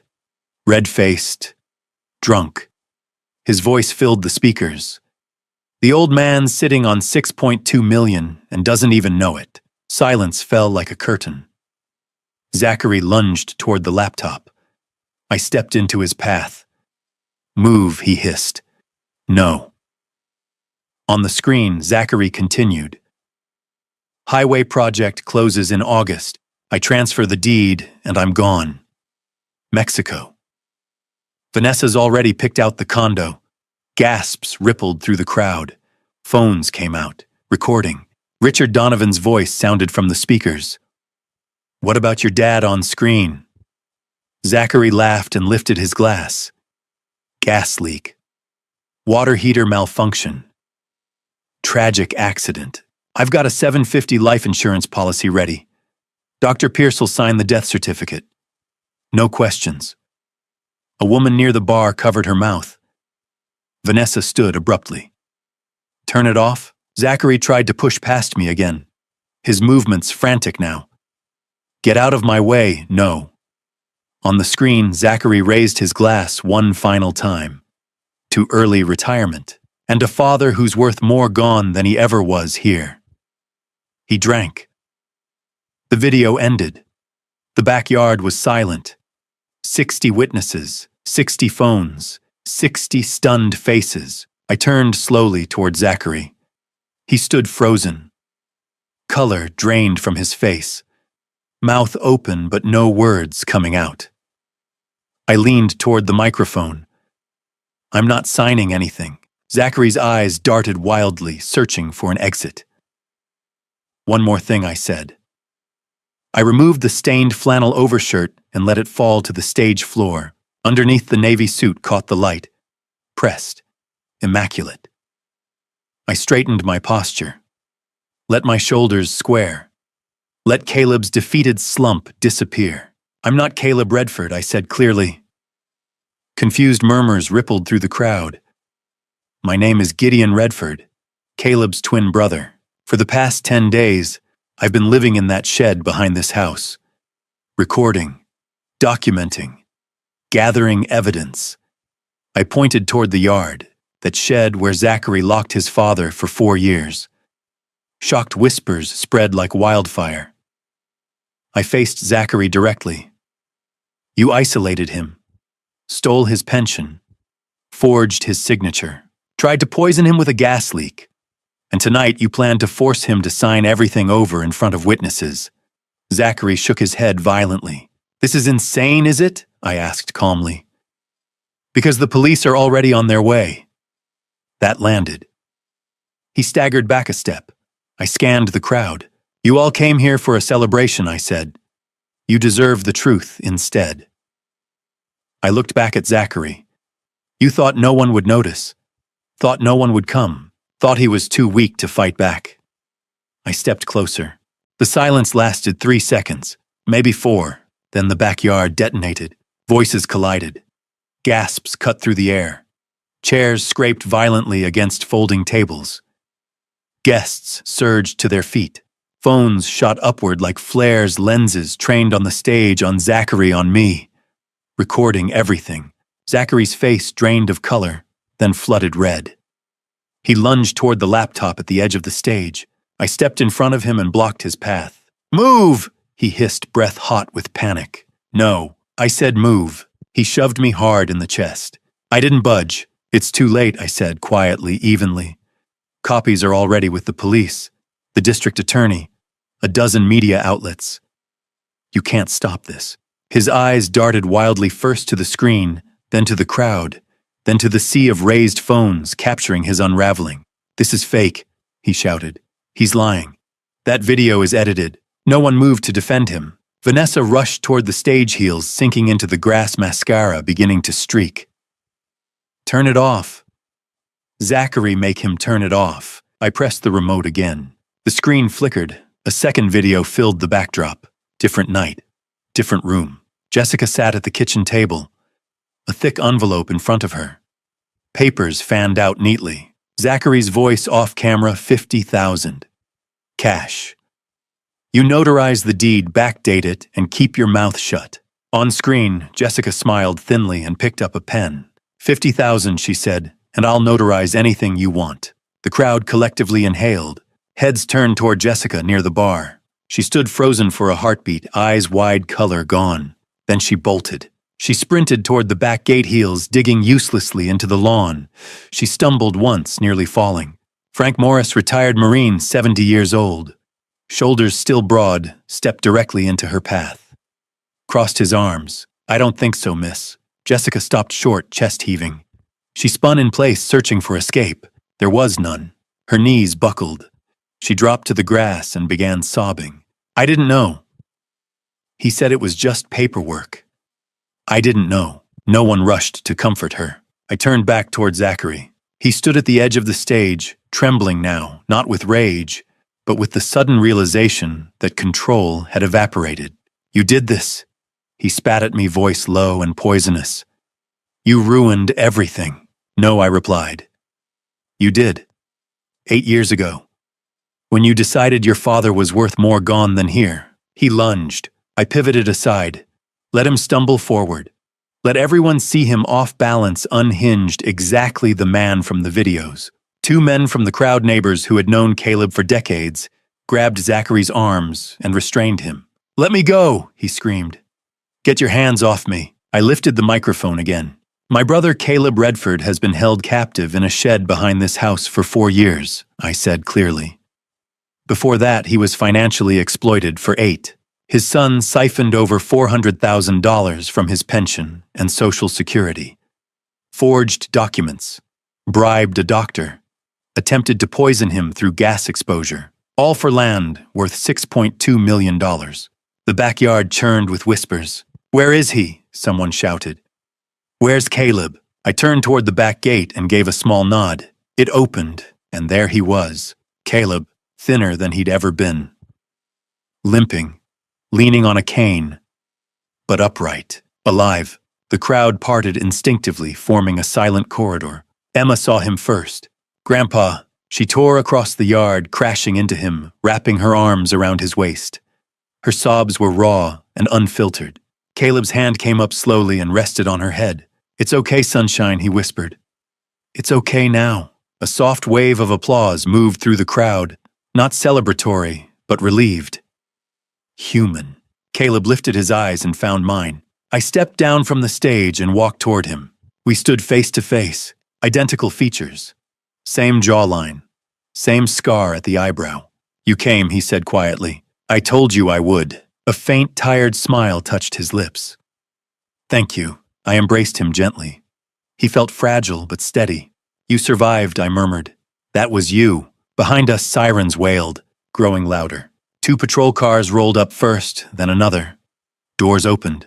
Officers stepped out in crisp uniforms. Detective Sarah Morgan led the mid-40s, composed, sharp-eyed. She walked straight into the yard badge visible, Zachary Redford. Zachary stopped struggling as the 2 neighbors released him into police custody. His face was gray. You are under arrest for conspiracy to commit fraud, elder abuse, financial exploitation, and attempted harm, she began. You have the right to remain silent. She cuffed him methodically. Vanessa tried to flee heels, digging into the lawn. She made it 5 steps before an officer intercepted her. I didn't do anything, she shrieked. This is his fault. Her wrists were cuffed behind her. Lorraine didn't attempt to run.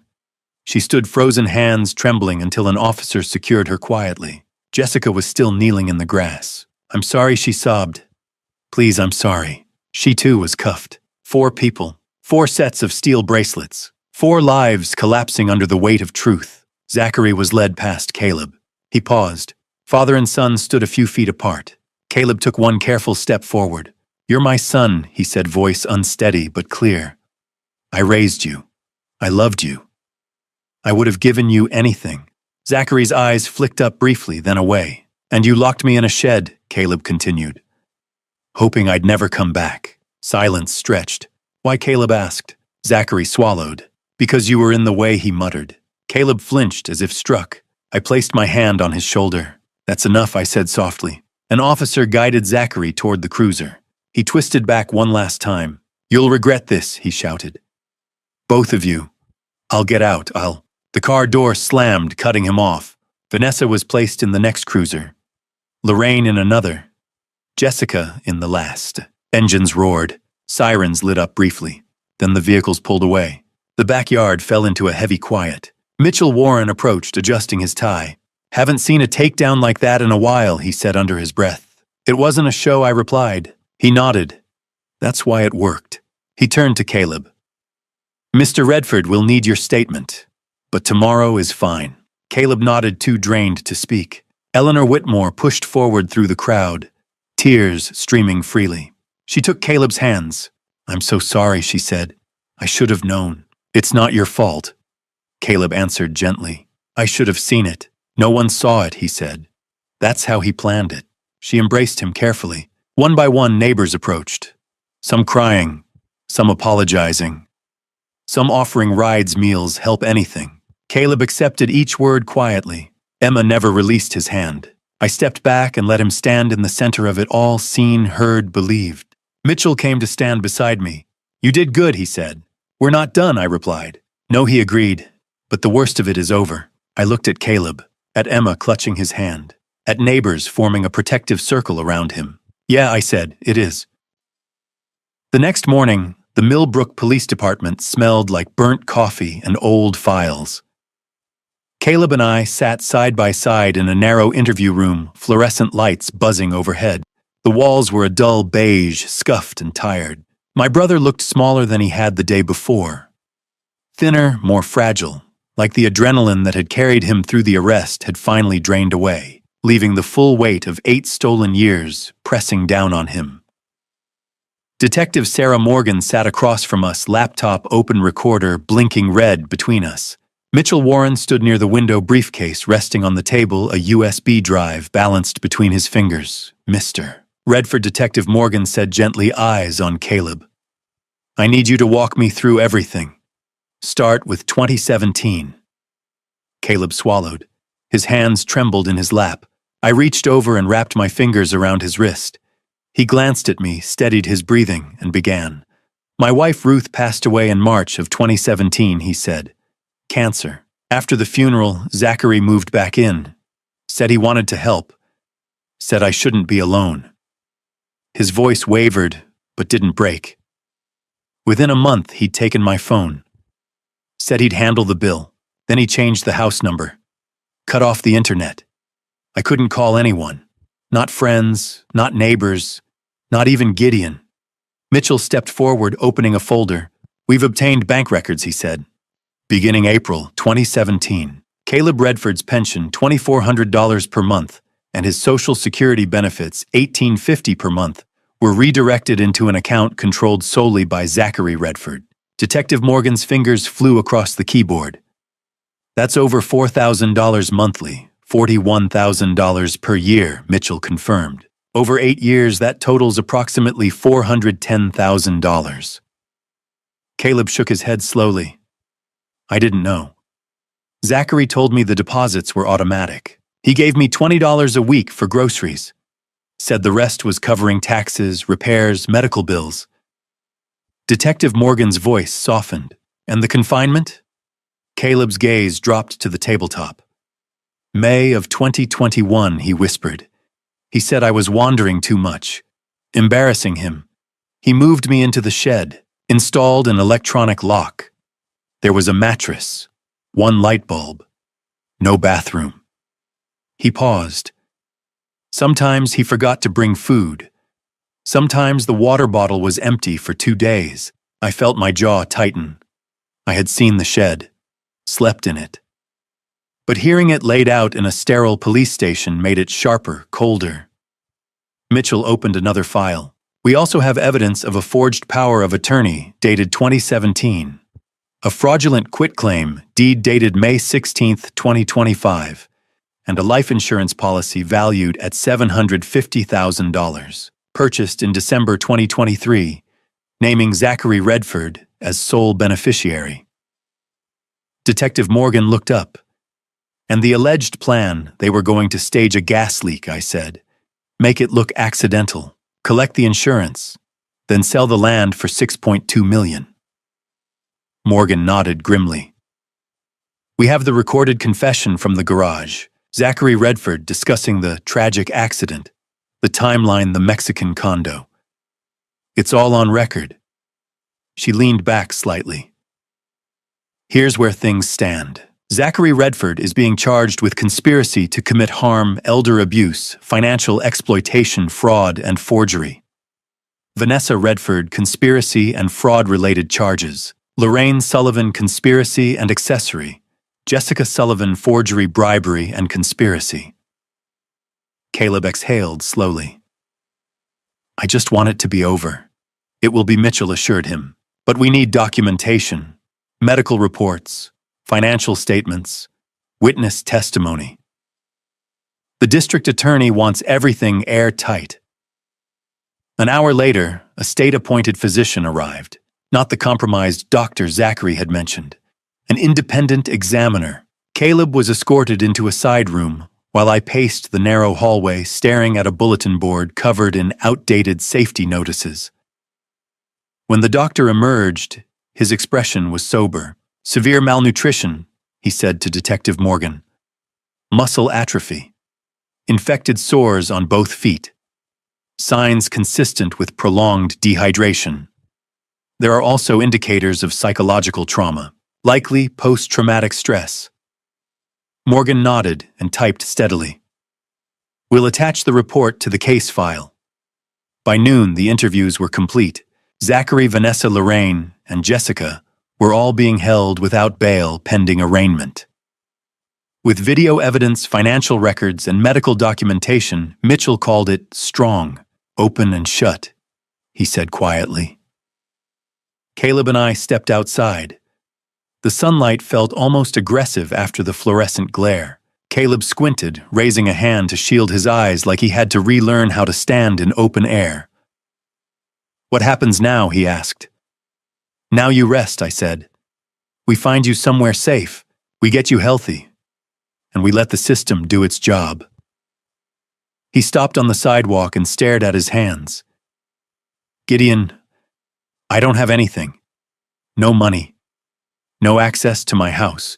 No, you have me, I said firmly. You have Emma. And you still own that land. $6.2 million worth. Zachary never got it. Caleb's eyes filled. I don't even have a bank account anymore, he admitted. He closed it. I reached into my wallet.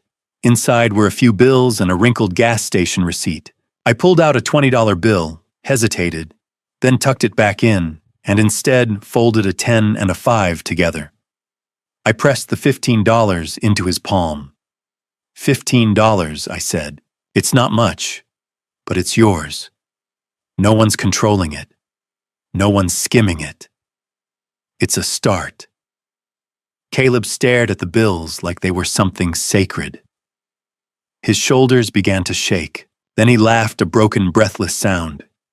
$15, he murmured. After 8 years. $15. I slipped my arm around his shoulders. We'll recover the rest, I said. Every dollar. Every acre. I promise. He nodded, clutching the money carefully, as if it might disappear. As we walked toward my truck, I glanced back at the station doors. Inside, Zachary sat in a holding cell, facing charges that could keep him behind bars for decades. Vanessa, Lorraine, Jessica, all caught in the web they helped spin. But out here beneath open sky and unfiltered sunlight, Caleb was free. And in his trembling hand, $15 felt like more wealth than $6 million ever could. A week after the arrests, Caleb and I stood in the living room of 342 Oakwood Drive garbage bags piled by the door. The house smelled like stale beer and cigarette smoke, years of Zachary's occupation layered into the walls. Caleb moved slowly, methodically, picking up empty pizza boxes and crushed soda cans. He didn't say much. He didn't need to. Emma sat on the stairs watching us. She'd been quiet since the party. Not withdrawn exactly, just careful, like she was still learning what it felt like to be safe. Grandpa, she asked softly. Is Daddy coming back? Caleb froze, trash bag in hand. I walked over and crouched beside her. No, sweetheart, I said. Your father is in a place where people who hurt others have to stay. For a long time. She nodded slowly. Good. The word was so small, so certain, it broke something in my chest. That afternoon, Mitchell Warren called. His voice was clipped professional. Plea deals are off the table. Zachary, Vanessa, Lorraine, and Jessica all rejected the DA's offers. They're going to trial. When? I asked. September. Judge Brennan set the date this morning. You'll need to prepare Caleb and Emma for testimony. I glanced at my brother, who was staring out the window, lost in thought. He'll be ready. There's something else, Mitchell said. Zachary made a supervised call from the county jail yesterday. He tried to contact Caleb. The call was recorded. My jaw tightened. What did he say? Hot threats. Vague but clear enough. I'm sending you the transcript. When the email arrived, I read it twice. Then I showed it to Caleb. You think you won, old man? I've got friends. People who owe me. You'll never be safe. Neither will that little girl. Caleb's hands trembled as he read. He's still trying to scare me. He's failing, I said. Every word he just said is witness intimidation. We'll add it to the charges. Caleb looked at me, eyes hollow. What if he's serious? What if he does have people? Yeah, then they'll go to jail too, I said firmly. Zachary's finished Caleb. He just doesn't know it yet. But the call rattled him. For the next few days, he jumped at every sound, the mailman, a car door, a neighbor's dog barking. I installed new locks on the doors, set up a security camera by the porch. It wasn't much, but it helped. On June 3rd, everything exploded again. I was in the kitchen making sandwiches when I heard the doorbell. Emma ran to answer it before I could stop her. When I reached the door, my blood went cold. Lorraine Sullivan stood on the porch, arms crossed, gray hair, pulled back eyes sharp as broken glass.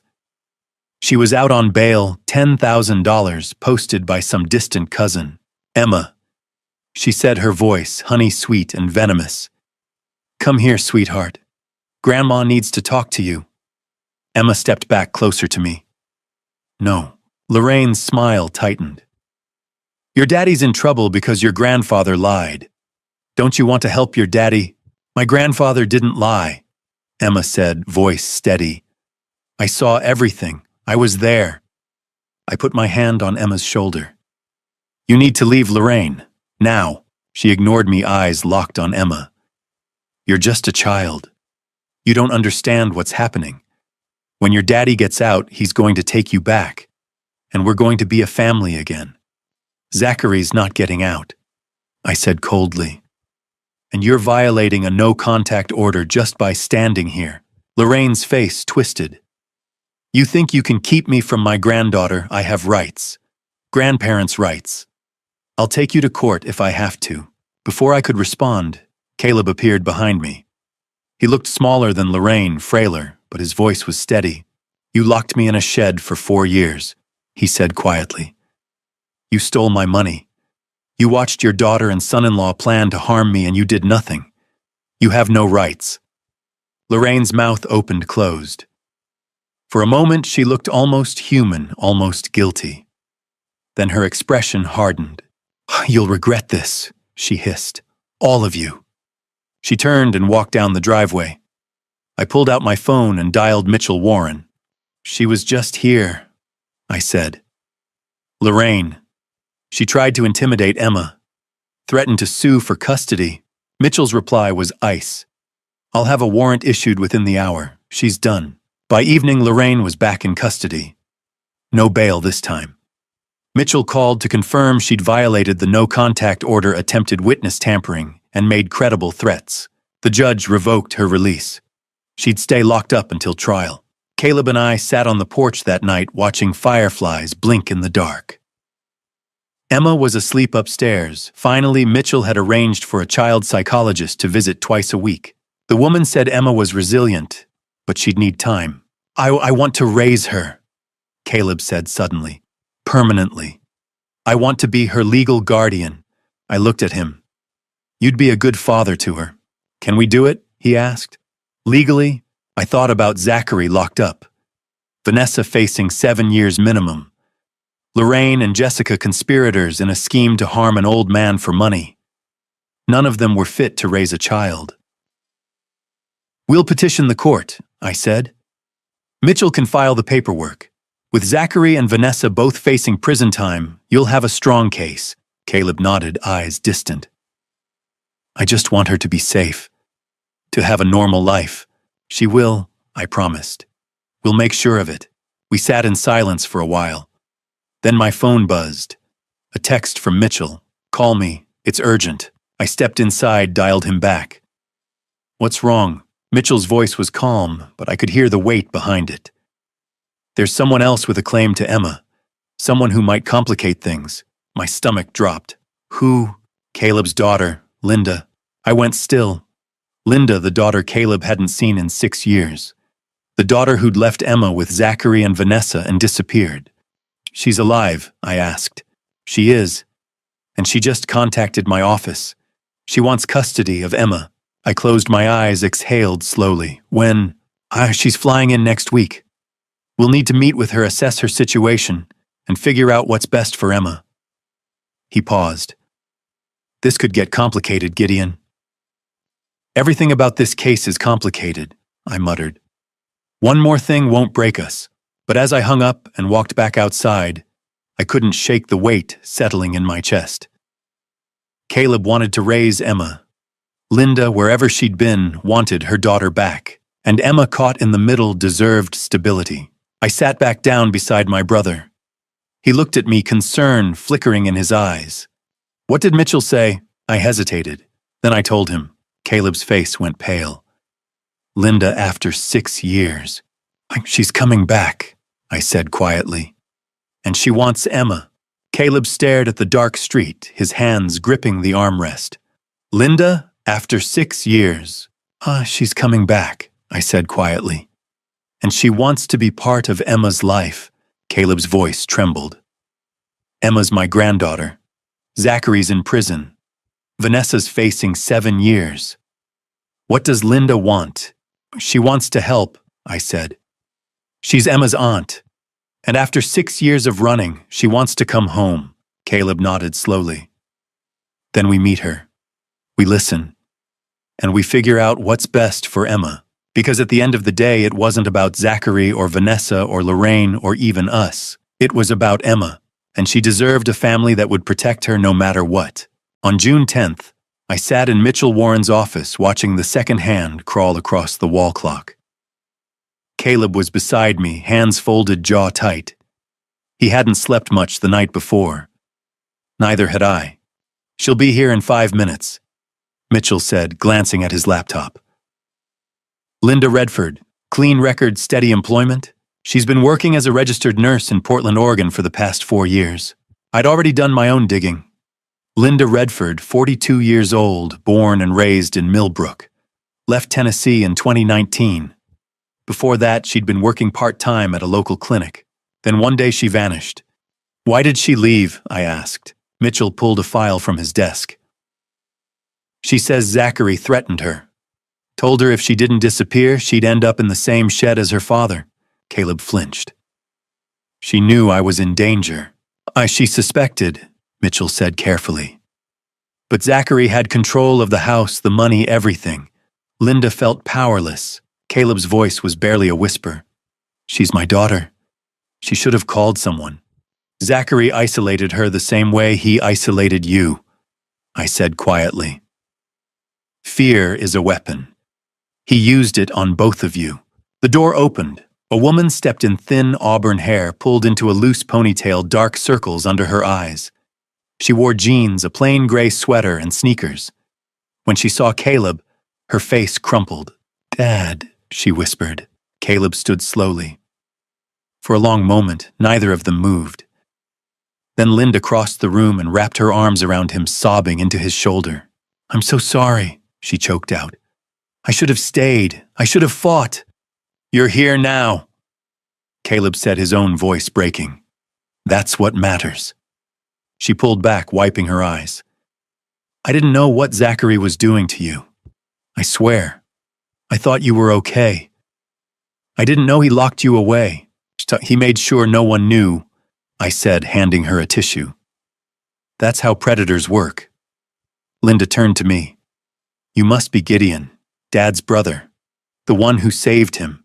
I just did what family does, I said. She shook her head. I should have done it. But Zachary, he said if I came back, if I called anyone, he'd make sure I never saw Dad again. I believed him. I was a coward. You were scared, Caleb said gently. There's a difference. Mitchell gestured to the chairs. Let's sit. We need to discuss Emma. Linda nodded, sinking into a seat. How is she? Does she hate me? She doesn't hate you, I said. She barely remembers you. She was 3 when you left. She's 9 now. Linda's hands twisted in her lap. I want to see her. I want to be part of her life. I'm her aunt. I'm family. And now that Zachary and Vanessa are locked up, Emma needs someone. Caleb looked at her. I'm petitioning for custody. Emma's my granddaughter. I'm her legal guardian until the court decides otherwise. Linda nodded quickly. I'm not trying to take her away from you, Dad. I just want to help. I want to be here for both of you. Mitchell made a note. We'll file a petition for Caleb as primary guardian. Linda, you can request visitation rights as Emma's aunt. If you stay in Millbrook, that would strengthen your case. I'm not leaving, Linda said firmly. Not again. That afternoon, we brought Emma to the house. Linda waited in the living room, pacing. When Emma walked in, she stopped. Aunt Linda, Emma said quietly. Linda dropped to her knees. Hi, sweetheart. Do you remember me? Emma hesitated, then nodded slowly. A little. You used to give me ice cream. Linda laughed through her tears. I did. You always wanted chocolate. Emma stepped closer. Why did you leave? Linda's face tightened. Your father, my brother, he scared me, and I was wrong to leave. I should have stayed and protected you and Grandpa. I'm sorry, Emma. Emma looked at her for a long moment. Then she walked forward and hugged her. Linda held her, sobbing quietly. Caleb and I stood in the doorway. I felt something loosen in my chest. She's a good kid, I said quietly. She deserves better than what Zachary gave her, Caleb replied. Over the next few days, the case exploded into the national news. The $180 million highway project linked to elder abuse scheme. Tennessee man imprisoned for 4 years by his own son. The article was everywhere: cable news, social media, newspapers. My phone started ringing. Reporters from Nashville, Memphis, even a producer from a true crime podcast. I blocked every number. The public has court records, I said flatly. That's all they need. This family has been through enough. Mitchell called a few days later. The Tennessee Department of Child Protective Services wants to use Emma's testimony anonymously as a training video to help caseworkers recognize elder abuse in families. Caleb looked at me. I looked at Emma, who was coloring at the kitchen table with Linda. If it helps someone else, Caleb said quietly, then yes. On June 18th, Mitchell sent another update. New land appraisal, $6.35 million. The publicity had driven up interest. What had been worth $6.2 million in May was now worth more. Caleb stared at the number. All of this suffering. Over money. Over greed, I corrected. Money's just a tool. Zachary weaponized it. The same day, we received notice from the court. Trial date August 15th, 2025. Zachary's new lawyer had filed a motion claiming entrapment. He argued that I'd illegally recorded Zachary manipulated the situation and violated his rights by impersonating Caleb. Mitchell wasn't worried. Entrapment requires coercion. You didn't force Zachary to commit a crime, you documented crimes he'd already committed. Judge Brennan will see through this. One evening, the four of us sat on the porch, Caleb, Linda, Emma, and me. Fireflies blinked in the warm June air. Emma was leaning against Linda, half asleep. What happens after the trial? Linda asked quietly. We sell the land, Caleb said. $6.35 million. After taxes, legal fees, and everything else, we'll walk away with about $4.8 million. Linda's eyes widened. Dad! It's for you and Emma, Caleb said. You'll never have to run again. You'll never have to be afraid. I don't want the money, Linda said softly. I just want my family back. Caleb smiled. You have both. I looked out at the quiet street, thinking about Zachary locked in a cell, Vanessa waiting for sentencing, Lorraine and Jessica facing their own reckonings. They'd gambled everything on greed, and they'd lost. But here on this porch, with a father and daughter reunited, and a 9-year-old girl finally safe, we'd won. Not money, not revenge. Family, if you've stayed with me through this family story, through the darkness of that shed and the light we fought to bring back into it, then I want to leave you with something deeper than just a courtroom verdict. For 30 years, I worked as a private investigator. I chased criminals across state lines.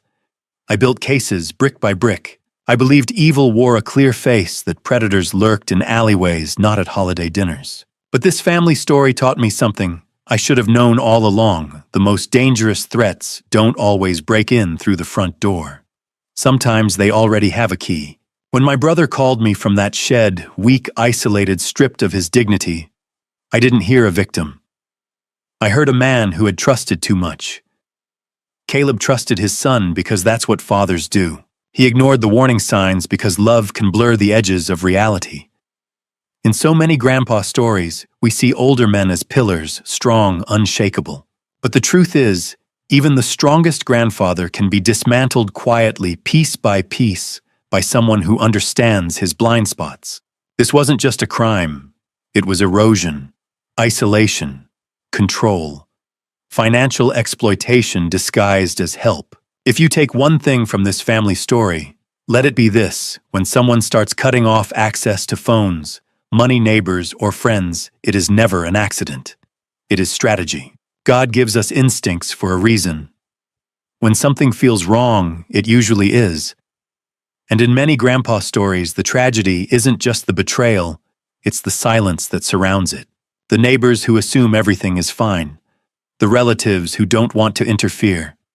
The friends who stop calling because they're told he's resting or he wants privacy.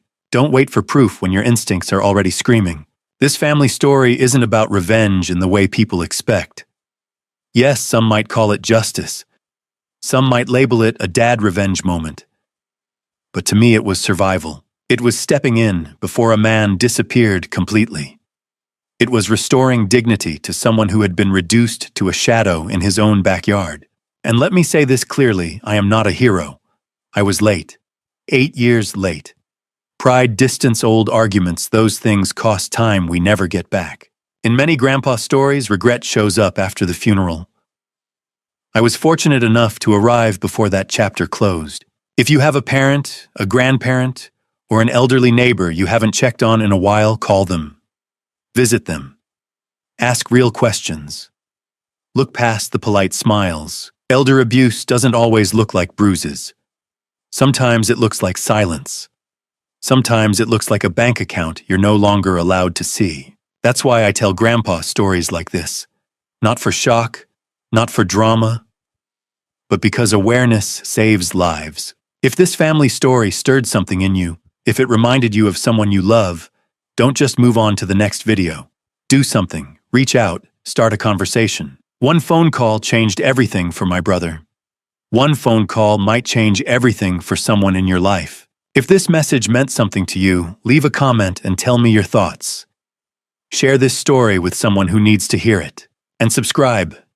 If you want to continue hearing more grandpa stories and powerful family story journeys like this, stories that challenge us, wake us up, and remind us what really matters. Thank you for staying until the end. I know this wasn't an easy road. And one final note, parts of this narrative include dramatized elements created for educational and storytelling purposes. Any resemblance to real individuals or events is coincidental, but the lessons behind it are sincere. Stay alert, stay compassionate, protect your family, and never ignore the warning signs.